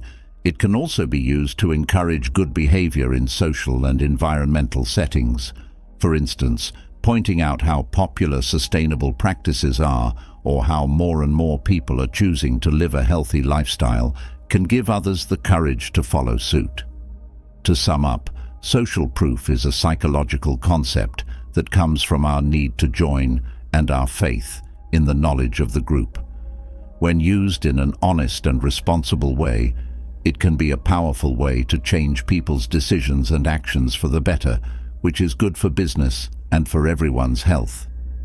Tip 16. Use emotional contrast. A psychological method called emotional contrast involves taking someone on a trip from times of stress or trouble to times of happiness or relief. This trick is based on the idea that different feelings before an event make it stronger and easier to remember. For instance, the emotions of relief and happiness are stronger after a time of fear or worry, making the experience more powerful and long-lasting. When used correctly, emotional difference can be a strong tool in business, teaching, stories, and even everyday talks. When you start with a problem or challenge and then show them an answer or happy finish, you not only get their attention, but also connect with them on an emotional level. This emotional journey can make the words stronger, improve information recall, and inspire courage to act. When telling a story, for example, stories with problems that are solved are more likely to be interesting and rewarding. When advertising, showing a common problem like pain or trouble, and then promoting a product or service as the right answer can get people to act because they want to experience the guaranteed positive change. It is important, though, that the use of emotional difference is done sympathetically and honestly. People might think that someone is being dishonest or taking advantage of them if they try to control their feelings too much. This could hurt the message or the person sending it. It's also important to make sure that the answer is attainable and reasonable, giving people a real reason to feel hopeful and optimistic. Emotional difference is useful in business and conversation, but it's also important for personal growth and dealing with problems. When things go badly, knowing that they can be replaced by growth and a better outcome can help you deal with them better, making you stronger and more hopeful. Basically, emotional difference is a useful psychological tool that can improve communication, strengthen messages, and help people feel deeply connected to each other if it is used in an honest and thoughtful way. You can not only get people's attention, but also leave a lasting impact by taking them on an emotional trip of highs and lows. This will make them think, learn, and act. Trick 17. Being unique. Uniqueness is a psychological trick that shows how important it is to make someone feel special or unique in a certain situation. This concept says that people are more likely to get involved, take part, or invest in something if they think that their involvement is unique and important and that they can offer something that no one else can. Basically, appealing to someone's sense of being unique can improve the connection and drive because it recognizes their uniqueness and the unique things they bring to the table. To use the uniqueness approach, you need to acknowledge and praise the special skills, traits, or points of view that each person brings to the table. This can be as easy as making an offer or message more relevant to a person's hobbies, or it can be as hard as making chances or experiences that fit the specific needs of a person or a group. When it comes to marketing, programs that use tailoring to make messages and offers fit the behavior and preferences of customers can get better results because customers feel like they are respected and understood as unique people. In the same way, noticing and using each team member's unique skills can not only make work more efficient and satisfying, but it can also help people feel like they belong and are valued. But it's very important that any attempt to show how special someone is sincere and based on a real understanding of their traits. Sincere attempts to personalize or praise someone in a general way can be seen as fake, which hurts the strategy's success and could hurt the relationship. Additionally, while the idea of uniqueness can be a strong tool for fostering relationships and inspiration, it's important to keep this in balance with the idea of community and interdependence. Celebrating individuality doesn't mean ignoring the value of working together and making a difference as a group. In fact, recognizing the variety of each person can make the community stronger as a whole. To sum up, appealing to uniqueness is a psychological technique that, when used carefully and honestly, can make people much more engaged, satisfied, and faithful. By seeing each person as a unique individual and realizing what they bring to the table, you can create an environment of respect and recognition that is good for everyone. Trick 18. Looking ahead.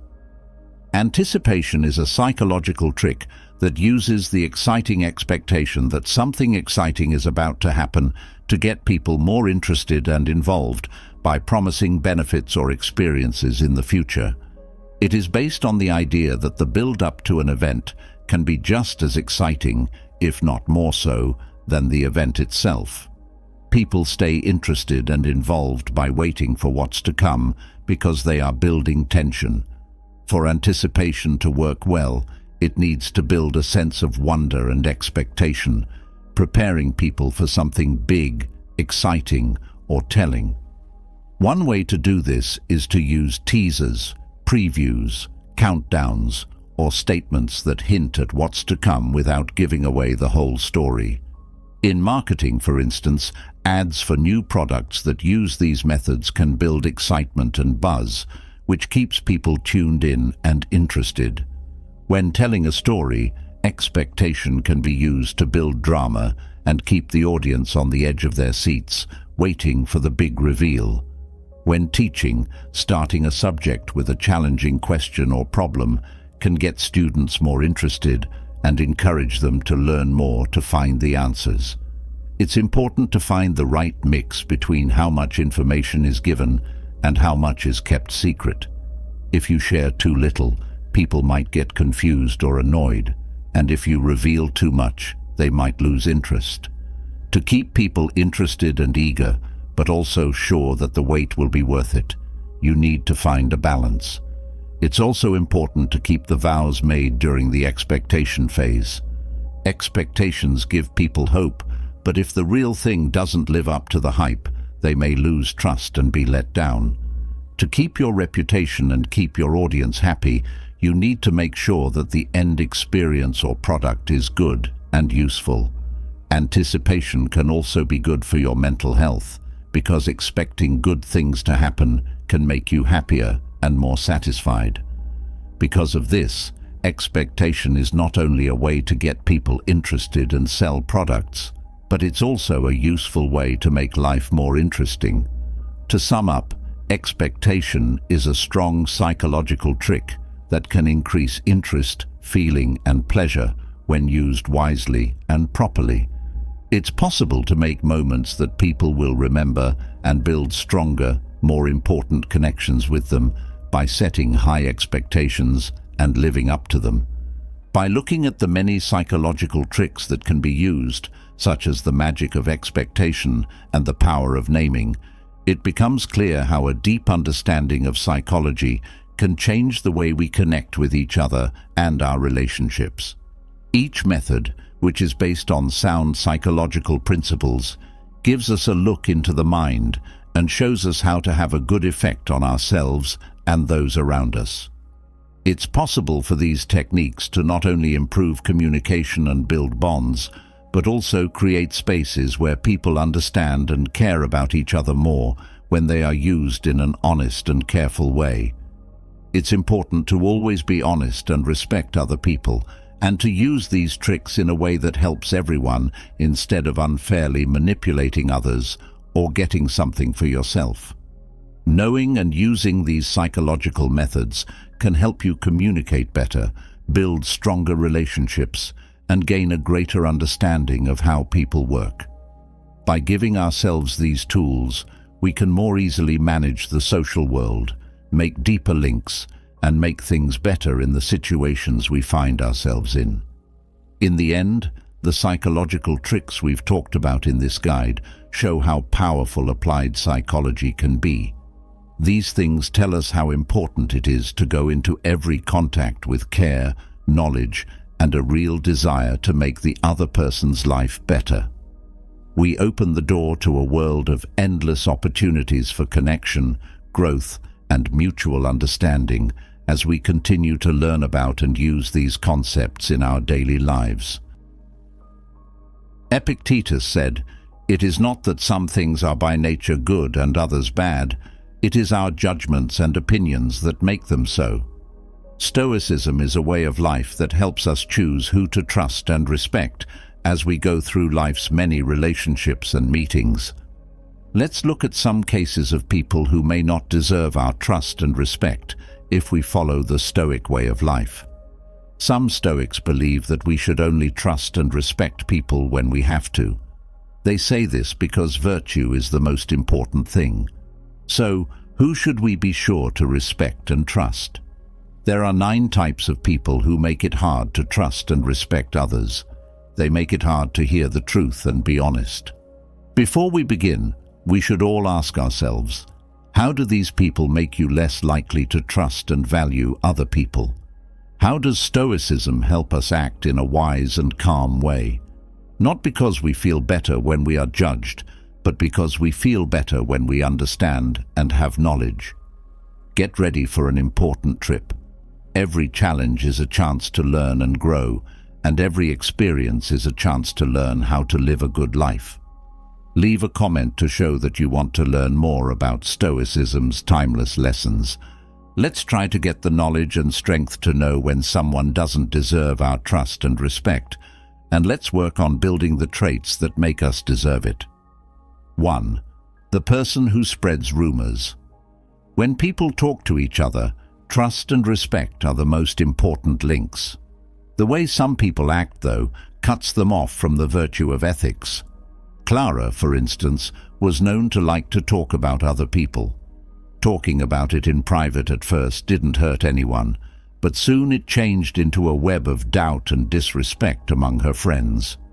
Clara used to be someone people could trust, but now she was by herself, and no one could believe what she said.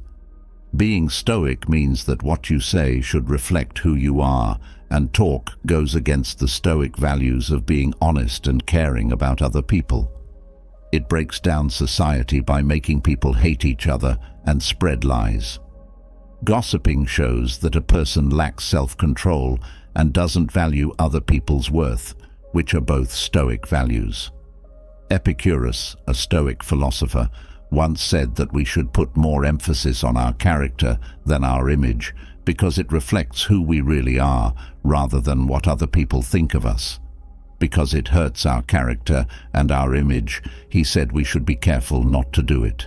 To talk to each other honestly and with respect, we need to watch what we say and make sure it's not meant to put someone down or start a fight. They should be used to encourage and bring people together instead. This aligns us with the Stoic ideal of living in harmony with our true nature and establishing relationships based on trust and respect. This story about Clara should remind you of how bad talk is and how important it is to keep relationships strong. If we want to live a good life, Stoicism says that how we say things is just as important as what we say. It might seem like gossip is just idle talk, but it has a big effect on relationships and how people deal with each other. In this story, the main character is a person who spreads rumors and stories around the community. We can see how difficult talk is in how people connect with each other by learning about how it works and how it makes people feel. A lot of people use rumors to make new friends, move up in their social groups, and show how powerful they are. The person who spreads rumors uses this information to control other people and change their relationships and minds. Gossiping may seem harmless or fun, but it can hurt people's names, lead to fights, and make the people who are the topic of stories feel bad about themselves. It's important to know the moral effects of talk in order to lessen its bad effects and create an environment of trust and respect. Examining the role of the gossip maker and how gossip works in society can teach us more about how people act and how important it is for groups and relationships to be able to talk to each other in a healthy way. Second, there's the selfish person. Are people often mad at you or proud of how much they have accomplished? If that's the case, you probably feel hurt and insulted every time it happens. Most likely, these situations are caused by a narcissist. someone who cares too much about themselves, their pride, and their own wants, often at the expense of other people. We think of narcissism as more than just loving yourself. It's having a skewed view of your own worth and wanting to be the center of attention all the time. People may lose trust and respect for the narcissist because they only care about themselves and want to be praised. Just think about Damien's tale. Because Damien was an ego, he slowly lost the trust of his friends. Damien always wanted to be the star and didn't pay much attention to other people's work or feelings. He always wanted to be approved of, but he couldn't enjoy other people's victories, which made him feel alone. Others at work and with friends stopped hanging out with him over time because they wanted relationships based on equal respect and understanding, which Damien couldn't give them. Smart people like Marcus Aurelius told us that being truly self-worth comes from living a good life. People should not praise themselves, Marcus Aurelius said. He stressed living a humble and helpful life. Because they behave in ways that go against the virtues of community and the common good, narcissists do not merit the confidence or trust of the Stoic community. According to Stoicism, we should have interactions with people who treat us with respect, care about us, and are humble. These help people accept and respect each other.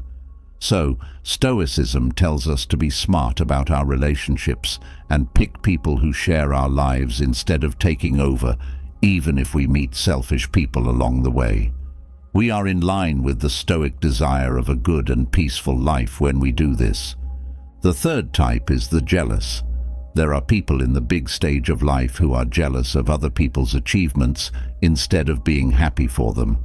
Watch how someone reacts when their friends or family do well to spot someone who is jealous. Does their face light up with happiness or turn dark with anger? Juicy people don't just want what other people have, they also dislike those who already have it. Think about Marcus, a skilled craftsman whose co-worker Julia got praise for her great work. Marcus was angry at Julia for being happy, so he put down Julia's accomplishments, which made their friends sad. Because Marcus was jealous, he did things that put him on his own and caused problems in their group. The Stoic thinkers, who knew a lot about how people act, told us that envy is bad for us. It was said so well by a famous Stoic. If you're feeling jealous, it can eat away at your soul, making you care more about other people's success than your own. This can make you less happy and more focused on your own virtues. Envy doesn't just hurt our relationships, it also makes us low-class and selfish. That thing keeps us from seeing our own strengths and connects us to the wins and failures of other people. There is no way we can trust or admire someone who is jealous, because their actions aren't based on virtue, but on a bad wish that breaks the community's peace and mutual support. Let us try to be people who are happy for other people's successes and see them as something to be inspired by instead of something to be envious of. This aligns us with Stoic ideals and creates a community of trust and respect. 4. The reviewer who is always right.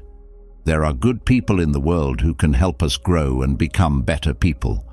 We get better because of these people and the helpful things they say about us. But it's important to know the difference between good advice and criticism that you hear all the time. It's not always teachers who judge. Sometimes it's just people who don't have any good ideas.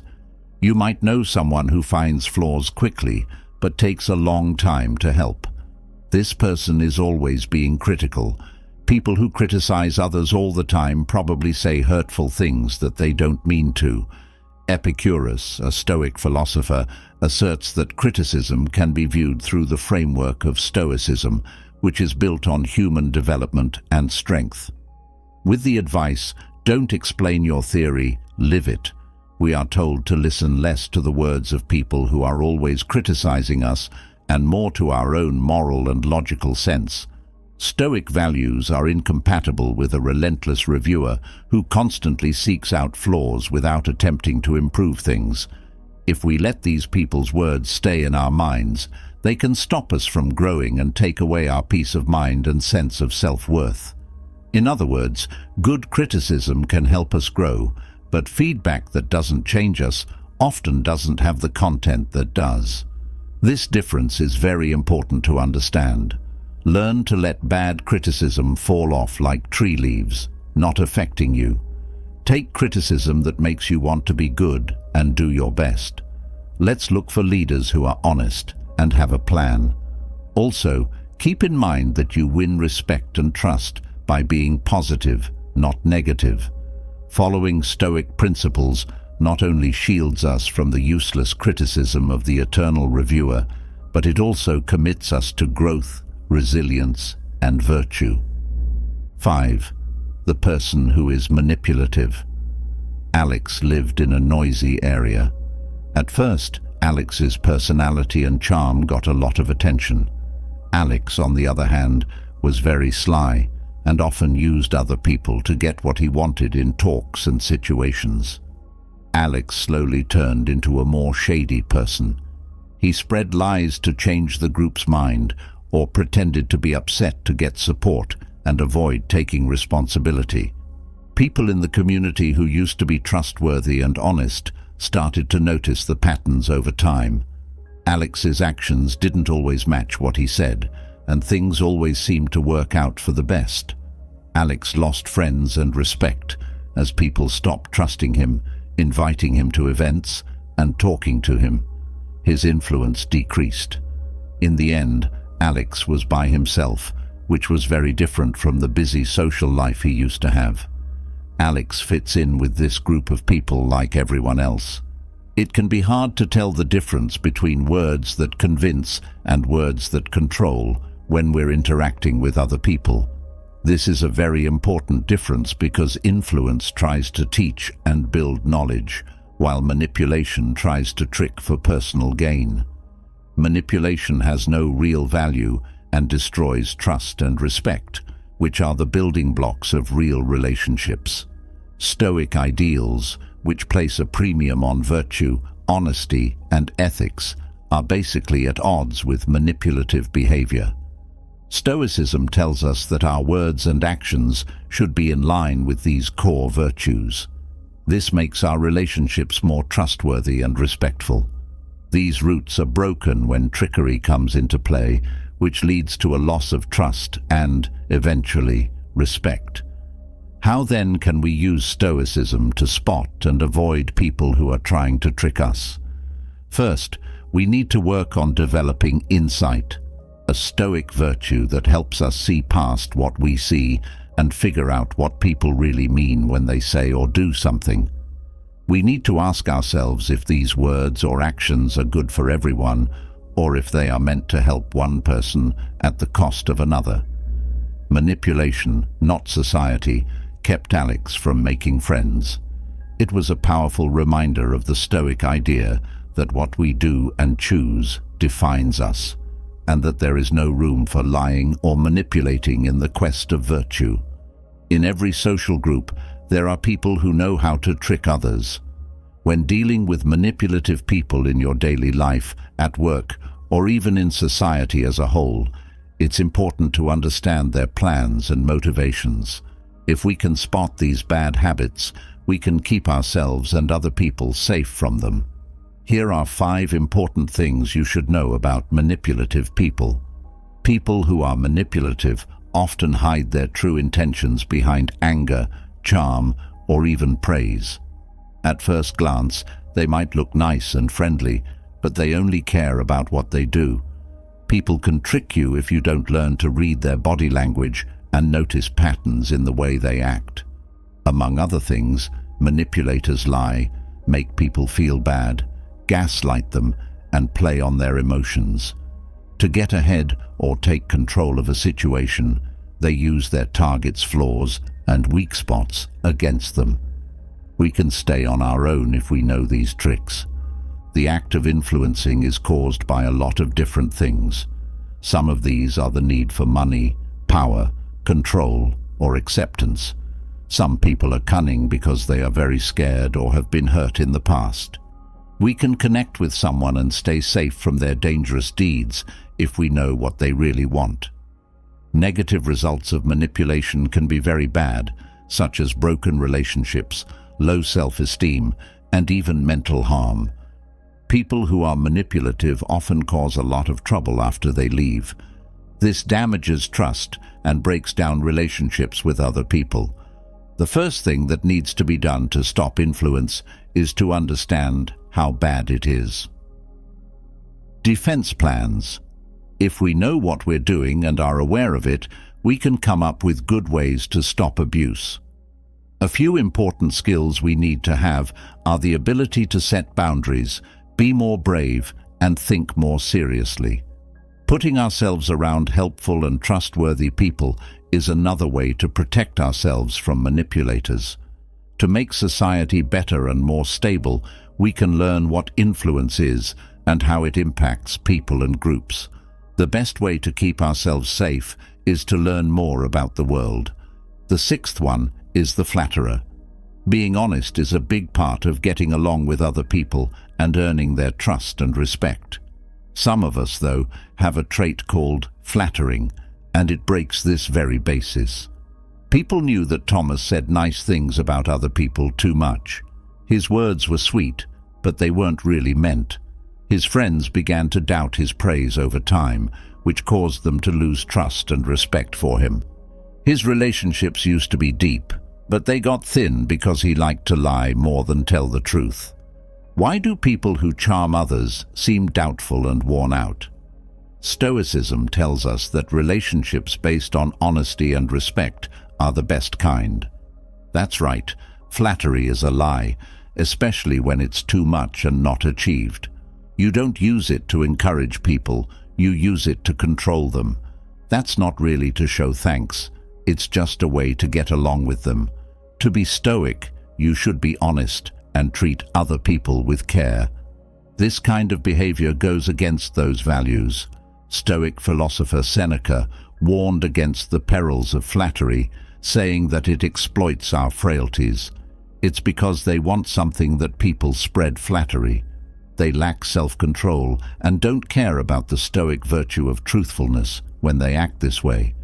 Because of this, we should be wary of people who use charm to get what they want, and we should try to build relationships with people who are honest and sincere.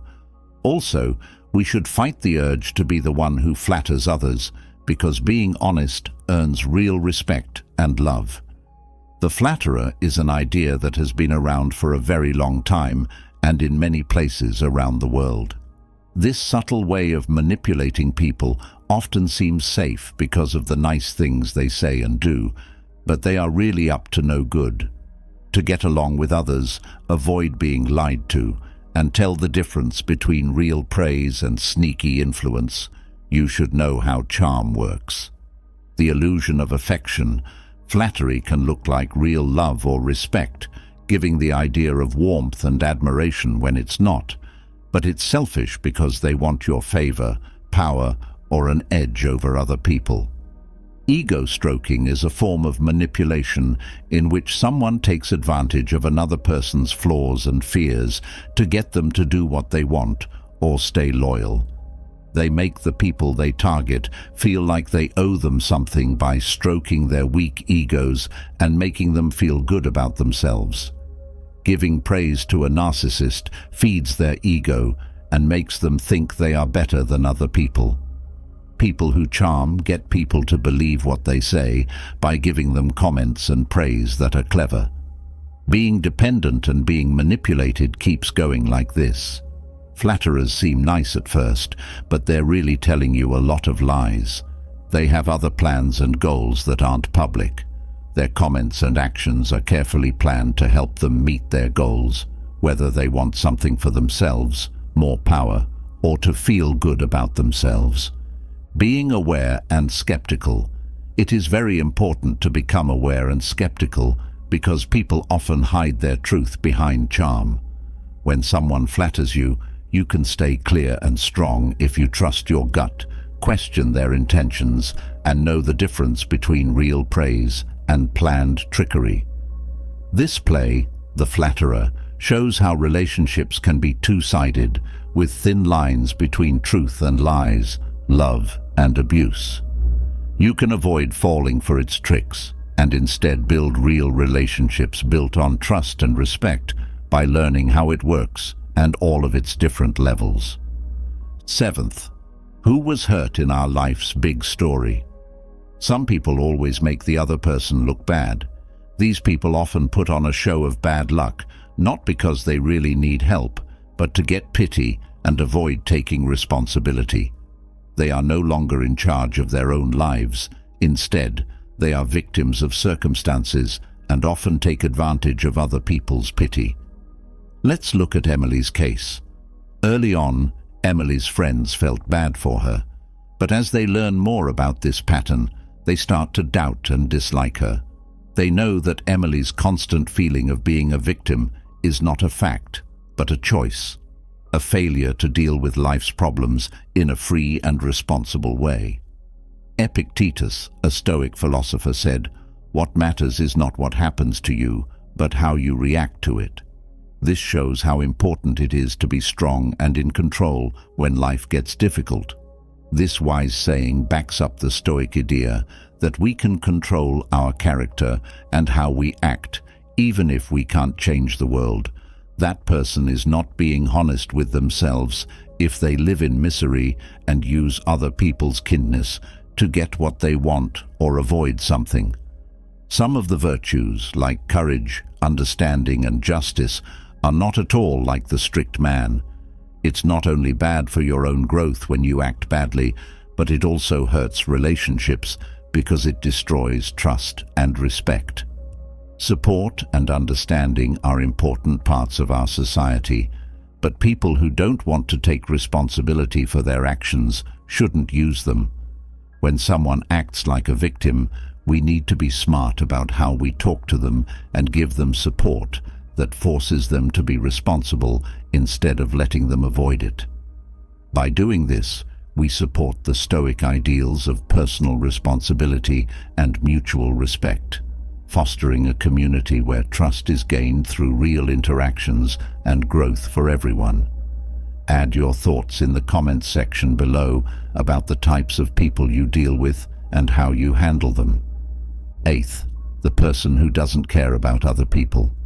Having care and respect for other people is a big part of our interactions with them. We can connect deeply with others, feel their pain and happiness, and create a community based on kindness and respect when we have empathy for them. We can tell when someone doesn't have empathy because they don't fit in with the balance of human relationship. This lack of empathy slows the growth of a good community. Stoic thinkers who valued traits like modesty, courage, knowledge, and fairness knew that empathy was a key part of living a good life. Marcus Aurelius, a Stoic philosopher, said that pity is the worst thing that people can do to each other. The bee gets hurt by the hive. This deep statement shows how our lives are linked and how important sensitivity is for the health of all of us as a human hive.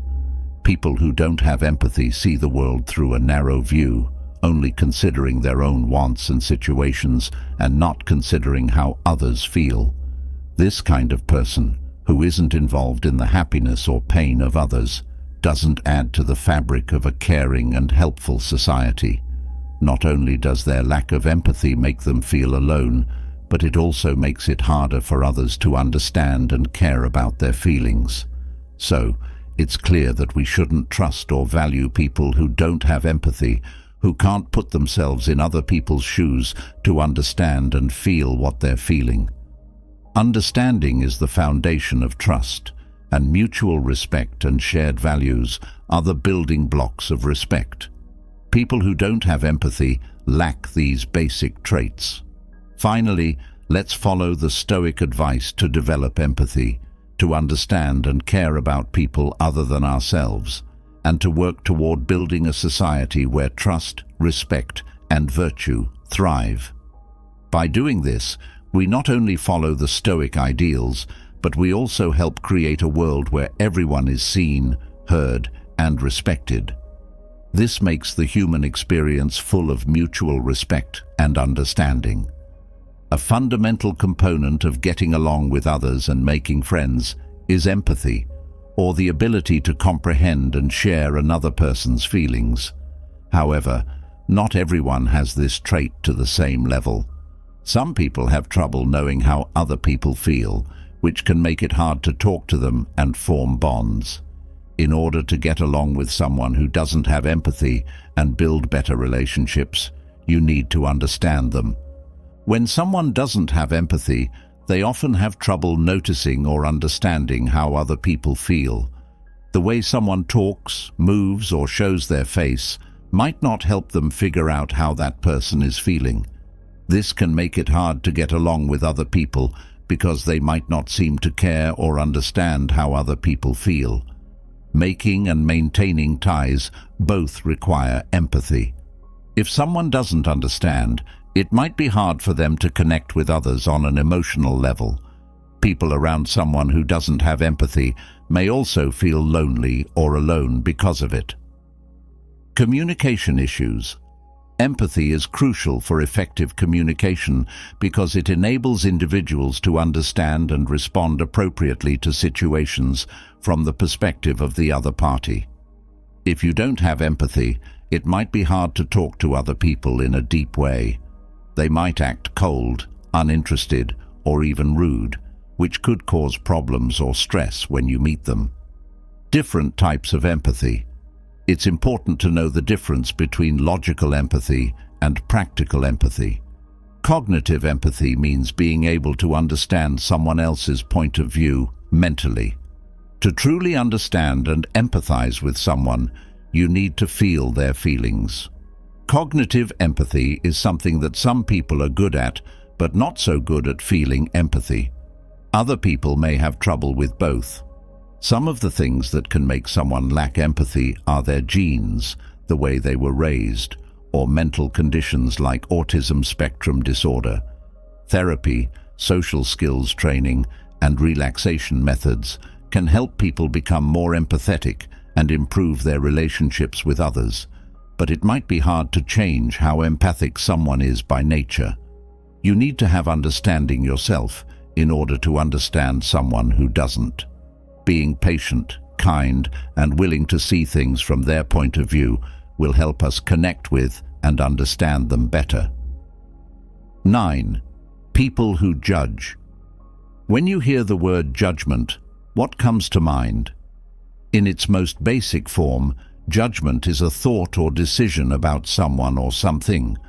But when it comes to people, being critical means making a quick and often negative opinion about someone without fully knowing their situation or personality. Sarah is proud of how well she can judge people. When she sees Peter's simple outfit at a community event, she knows right away that he isn't sophisticated or stylish. She says this out loud enough for people to whisper, which makes Peter look bad and turns people off who think she's being too harsh. You might then ask why people who judge quickly don't deserve our trust or respect. Being stupid means learning, not judging. At first glance, it seems to say that everyone has their own problems and situations and should be understood instead of judged. Stoic sage Epictetus once said that because we have 2 ears and 1 mouth, we can listen twice as much as we talk. This is proof of how important it is to listen and understand before deciding what to think. Sarah doesn't take this advice because she judges other people because they aren't as smart as she is, which isn't good for building trust and respect. Their choices don't help people learn or grow. Instead, they make things worse and divide people. To be stoic, we need to be careful, understand how difficult other people are, and be aware of our own opinions. These ideas hurt trust and respect, so people who judge quickly should stay away from them. The Stoic ideals of knowledge, fairness, bravery, and moderation should guide our lives. People will be able to understand and care about each other more if you help them get past criticism and argument. It seems that the saying, "He who walks with the wise grows wise," helps us find good company when we're looking into people who might not deserve our respect, trust, and trust. People like the jealous, the heartless, the constant critic, and the fake flatterer are not only people we should stay away from, but they also show us what we do and how we act. If we want to grow in virtue and peace, Stoicism tells us to find people like them, not just stay away from the bad ones. People who are Stoic say that we should choose friends, partners, and co-workers who make us want to be our best selves, who share our commitment to virtue, and who help us live a happy, peaceful life. Remember what Marcus Aurelius said, "The company of just and righteous men is better than wealth and a rich estate." As we go forward, let us be smart about the people we choose to travel with, because they will help us live a good life. Have you ever been hurt by toxic people and couldn't get out of their chain? It's like going through a trap, don't you think? Every action can set off a flood of bad feelings. So don't worry. This part will show you 15 smart ways to deal with toxic people by applying Stoic ideas. 1. Understand how important it is to know yourself. Being self-aware is like having a flashlight in the dark mind. Alan Watts was a writer and psychologist, and this saying shows how important it is to know who we are and how we connect with the world around us. Being aware of yourself is very helpful when working with toxic people. Being self-aware means being aware of our feelings, thoughts, and actions. It helps us understand how being around toxic people makes us feel and how we can better deal with them. Know thyself, says Marcus Aurelius, a Stoic philosopher. This means that knowing yourself is the first step to becoming wise and growing as a person. When we are aware of how the negative words of others make us feel, we can choose more carefully how to deal with the situation. When someone says something bad to you, take a step back and ask yourself, why does this bother me? What does this teach me? You're not supposed to use these questions to make excuses for other people. They're meant to make you stronger mentally. For a moment, try to understand that this road will not be easy. Self-awareness is hard, and it's hard to see through other people's negative thoughts. Some days it will seem easier to just respond and give back what was thrown at you, but that's only a short-term win that doesn't feel good because it shows who you are. Remember that you're not responding because it's easy. You're responding because it's the right thing to do, every time you do it. You should build a castle inside yourself, not out of pride, but out of strength and peace. It's not about ignoring bad things, but recognizing them without letting them control what you do. So take on the task. It will make you smarter, stronger, and more adaptable in the long run. 2. Work on keeping your emotions in check. Being emotionally stable is like having a foundation that keeps you steady when things go wrong. There are times when being around toxic people can make you feel like you're going through thick fog, where every step is unsure and your vision blurs. What if I told you there was a way to get rid of the fog? It starts inside, with the strength that comes from being emotionally stable, which is what Stoicism does. Think of someone who is always calm, even when things are going wrong, like a rock that stands strong in the middle of a storm. Recognizing that the only thing we truly have control over is how we react to the outside world is the key to this, not being cold or uncaring. Stoicism teaches us that we are powerful when we respond, not when we try to control things that we can't change. So, when we're around toxic people, we look at our inner Stoic. We don't join in the drama. Instead, we stop. Seeing the calm inside a stormy world outside is like being in the eye of the storm. We can breathe, think, and then act from a place of calm reason in this space. It's about changing our attention from what's going on around us to how we're going to let it affect our peace of mind. And one way we do that is by being aware. It is talked about a lot these days, but here's the secret. It works. Being mindful helps us step back and see the chaos without getting caught up in it. It's not about avoiding toxic people. It's about recognizing them without letting them decide our peace. It means understanding that these times will pass, just like clouds in the sky. Because of this, the next time you feel down, remember that you are the one who can bring you peace. Make the strong one. Third, make sure you set good limits. Building a wall that can't be broken through isn't the point. The point is to decide which doors to open and when. Not letting everyone in doesn't make you less of a person. It makes you in charge of your own world. Think of your energy as a scarce and valuable resource, like water in a desert. Giving someone a drink of that water is like every contact you have. Would you rather give it to someone who plants seeds in your desert and makes it grow, or to someone who just lets it dry out in the hot sun? Setting limits means making smart use of your time and energy, not with haughtiness, but with the cool resolve of a Stoic who understands the value of his time and worth. It's about talking quietly. This is where I draw the line, because I won't give up your peace.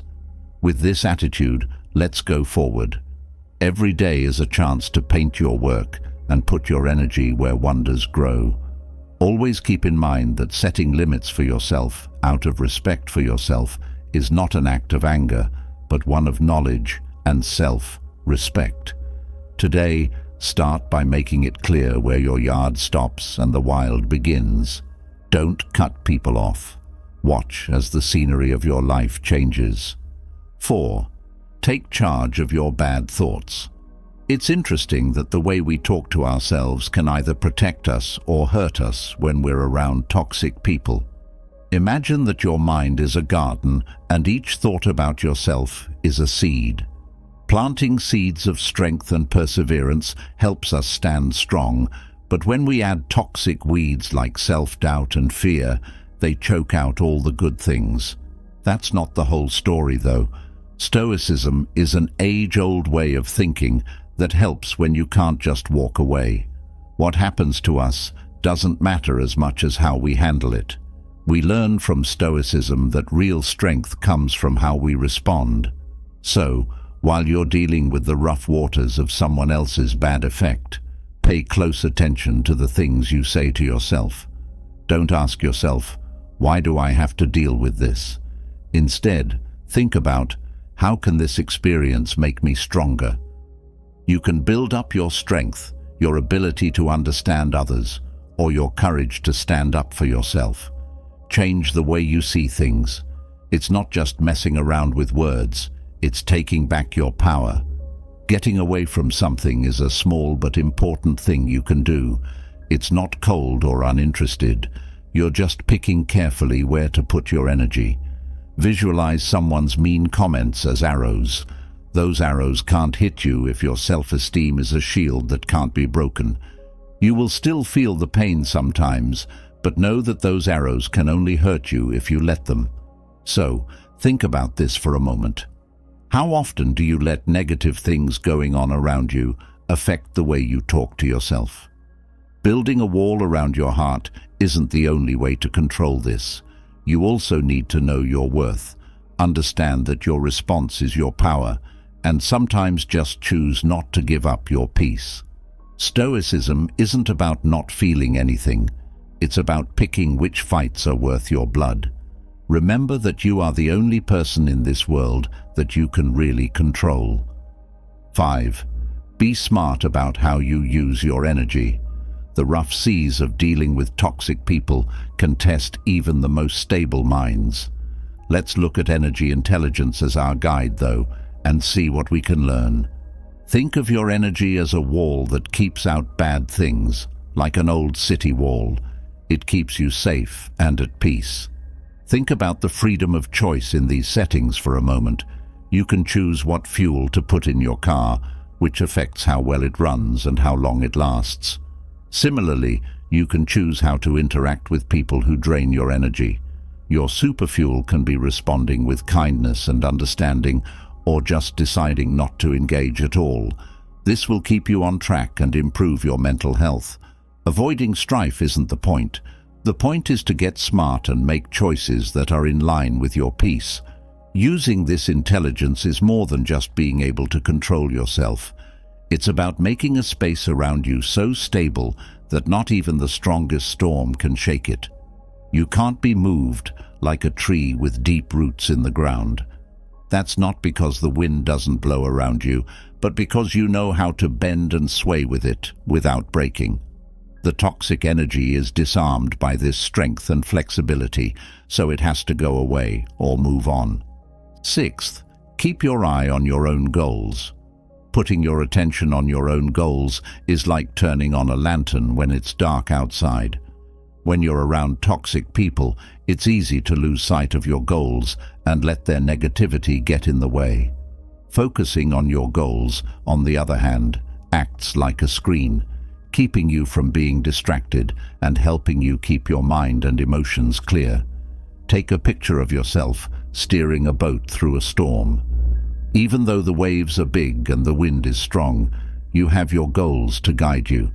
These goals are like a rock that holds you steady when things get rough.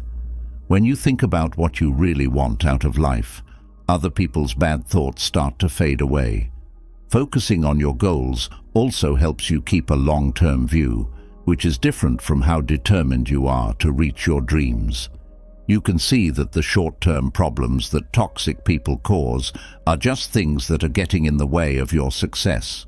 You don't let them break your courage. Instead, you see them as tests that give you more strength as you work toward your bigger goals. Seventh, get help when you need it. Sharing your problems with someone who gets it can help you see ways forward that you hadn't thought of before, just like a single candle can light up a dark room. These are the people who give us strength by telling us of our own mental grit, not by facing our fights for us. If you had a smart older person by your side, they would give you advice based on their many years of experience. That's the kind of helpful support that can help us handle toxic relationships with kindness. To use our stoic strength, we need to know when to get help from someone else's point of view. Understanding that we can't control what other people do is important. We can, however, control how we respond to what they do. By practicing Stoicism, we can learn to step back and look at things more objectively. When we zoom out on a map, we can see other ways that we might have missed when we were looking at the details. By asking for help, we give ourselves time to breathe, think, and carefully choose our answers, making sure they are in line with our ideals and our inner peace. Now, take a moment to think about times when you had to deal with difficult people. How did you find your way through these waters? Have you tried to handle things on your own, depending only on your own strength? Or have you looked for that unbiased view that could make all the difference? Do not forget that being a Stoic does not mean being quiet or suffering alone. Instead, it means knowing when and how to use the knowledge of others to make the way easier and clearer.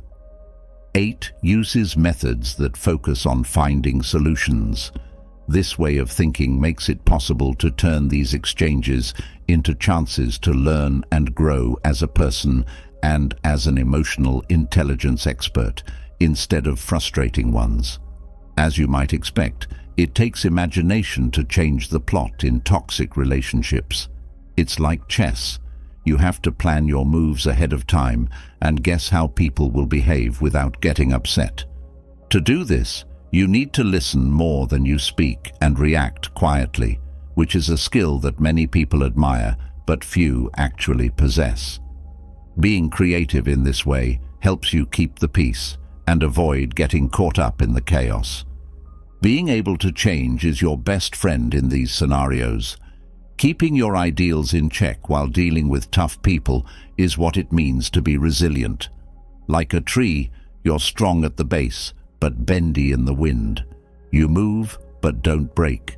This strength of character makes you stronger when you face the winds of life and gives you the tools to handle any storm. Now I want you to think about how you respond when someone is mean or trying to trick you. Remember that you may not be able to control the appearance of toxic people, but you can control how you react. Remember that in the big picture, what makes us unique is not the problems we face, but how we solve them. 9 can spot fake kindness. In order to deal with toxic people, you need to be aware of the signs of fake friendliness. Marcus Aurelius once said that it is stupid to lie to yourself and hope that no one knows that they hate or dislike you. However, it is even more stupid to let yourself believe that someone really does love you. It's important to be aware of certain signs of fake friendliness when interacting with other people in order to spot false cordiality. Some common signs are shallow movements, too much praise, and actions that don't seem natural or forced. Check to see if the person's actions and words fit their body language and facial reactions. If they don't, that could be a sign that they are lying. Also, pay attention to any rapid changes in the person's voice or attitude, as well as any patterns in how they act over time. By being able to spot fakery in others, you can protect yourself from bad people and build relationships based on honesty and trust. Keep in mind that real kindness doesn't need to be hidden, and it's best to be around people who are honest in everything they say and do. 10. Work on being emotionally detached. As we've already said, emotional separation is like a trip to inner freedom. Along this journey, we learn to separate our feelings from other people's actions and words. It's like being in the crowd of a play. We enjoy each scene and act, but we don't let ourselves get fully involved. Even when confronted with toxic individuals or difficult circumstances, we are able to stay composed and rational. Eckhart Tolle, author of The Power of Now, says that emotional detachment is key to keeping your inner peace when things are going crazy around you. This viewpoint encourages us to free ourselves from the need to control or cling to the feelings and actions of others, as Tolle tells us. Detachment does not mean that you should own nothing. It means that nothing should own you. For a greater sense of inner freedom and the ability to handle toxic people and tough situations more easily, we can practice emotional separation. As we work on being emotionally detached, we build up our inner strength, like a castle that keeps us safe from emotional storms that might happen around us. Water is fluid, soft, and yields to the obstacle. However, there is nothing more powerful than water. There is nothing that can resist in the same way. When we learn to let go of our feelings and situations without holding on to them, we find an inner strength that makes us unbeatable when bad things happen. In short, emotional separation lets us be ourselves and stand firm in our truth without letting other people's thoughts or actions shape who we are. We can find inner peace even when things are going crazy around us, when we go on a journey of self-discovery and strength. 11 helps you feel kindness for yourself. When we're caught up in our relationships with other people, we forget to be kind to ourselves too. A lot of people who are toxic make it easy to be hard on yourself and question your abilities. Having care for yourself, on the other hand, is like watering the seeds of loving and accepting yourself. If we think about this basic idea, Carl Rogers' words, "Self-acceptance is the first step towards self-improvement," might help. By being honest about our flaws and accepting them with kindness, we can build a better relationship with ourselves and eventually with others. Being compassionate with ourselves doesn't mean ignoring our flaws. Instead, it means being honest about them and trying to get better from them. We learn to be kind and patient with ourselves, just like we would be with someone else, instead of being hard on ourselves for our flaws. With an armor of honesty and kindness, it helps us get through the rough waters of toxic relationships. To remember us, that we deserve love and respect from ourselves and from other people. 12. Put your own health first. Taking care of yourself is very important for keeping your mental and emotional health in good shape, especially when you're dealing with difficult people who are toxic. Spending time caring for your physical, mental, and social health gives you the strength and energy to face problems with a clear mind. If you can't love yourself, how the hell are you going to love anyone else? Says RuPaul. Putting yourself first helps you set healthy limits and keep a good attitude, which makes it easier to deal with difficult people. Learning to recognize and deal with worry is an important part of taking care of yourself. Dealing with toxic people and difficult situations can cause a lot of mental stress, so it's important to have the tools and skills to handle it well. This can include things like deep breathing exercises, ways to rest your muscles, and things that help you unwind and recover. Taking care of yourself also means making sure you have good, supportive relationships. This might entail being around people who promote, support, and give you the courage to develop. You can improve your support network and make an environment that supports your mental health by setting clear limits with toxic people and actively seeking out positive connections. So, remember that taking care of yourself is an important part of keeping your mental and emotional health in good shape, especially when you're dealing with toxic people. Putting your health first and doing things that are good for your whole body and mind will help you face problems with more calm, clarity, and strength. 13. Don't get into fights that aren't required. Advice to pick your fights carefully has been around for a long time, but it's never been more important than it is now, when every contact can feel like a trap. Having to deal with toxic people is like going through a dark maze. You never know when you'll hit a wall. You don't have to run into every wall you see. Instead, you need to feel your way around them and decide which roads are worth taking. Some fights are just wastes of time and energy because there is no way out or prize at the end. This is something that can save you a lot of trouble. It might surprise you to learn that sometimes the strongest thing you can do is nothing at all. Silence can be stronger than speaking. You take the wind out of their sails by choosing not to fight. You don't have to ignore the problem, you just have to choose not to let it control you. Spend your energy wisely because it is valuable. Avoid the mistake of thinking that by fighting or speaking with someone, you can change their toxic behavior. It's like putting out a fire with gasoline. It makes the fire worse. Instead, challenge them to consider the problem from a different angle by asking them critical questions. It has to do with moving from arguing to talking. This method won't always work, and that's fine. Even if you lose some fights with them, you should still try to keep your peace and honor. Don't forget that everyone has their own problems, some of which you don't even know about. Being patient gives you time to think about what to do next, instead of just reacting. This doesn't make you weak, it makes you smart. Remember that being stoic doesn't mean you don't feel anything. It means you don't let your feelings control you.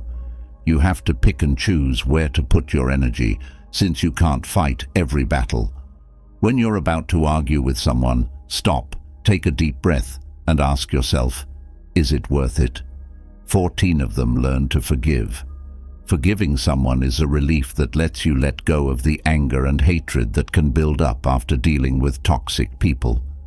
It can be hard to forgive people who have hurt you, but it's important to do so because it frees you emotionally.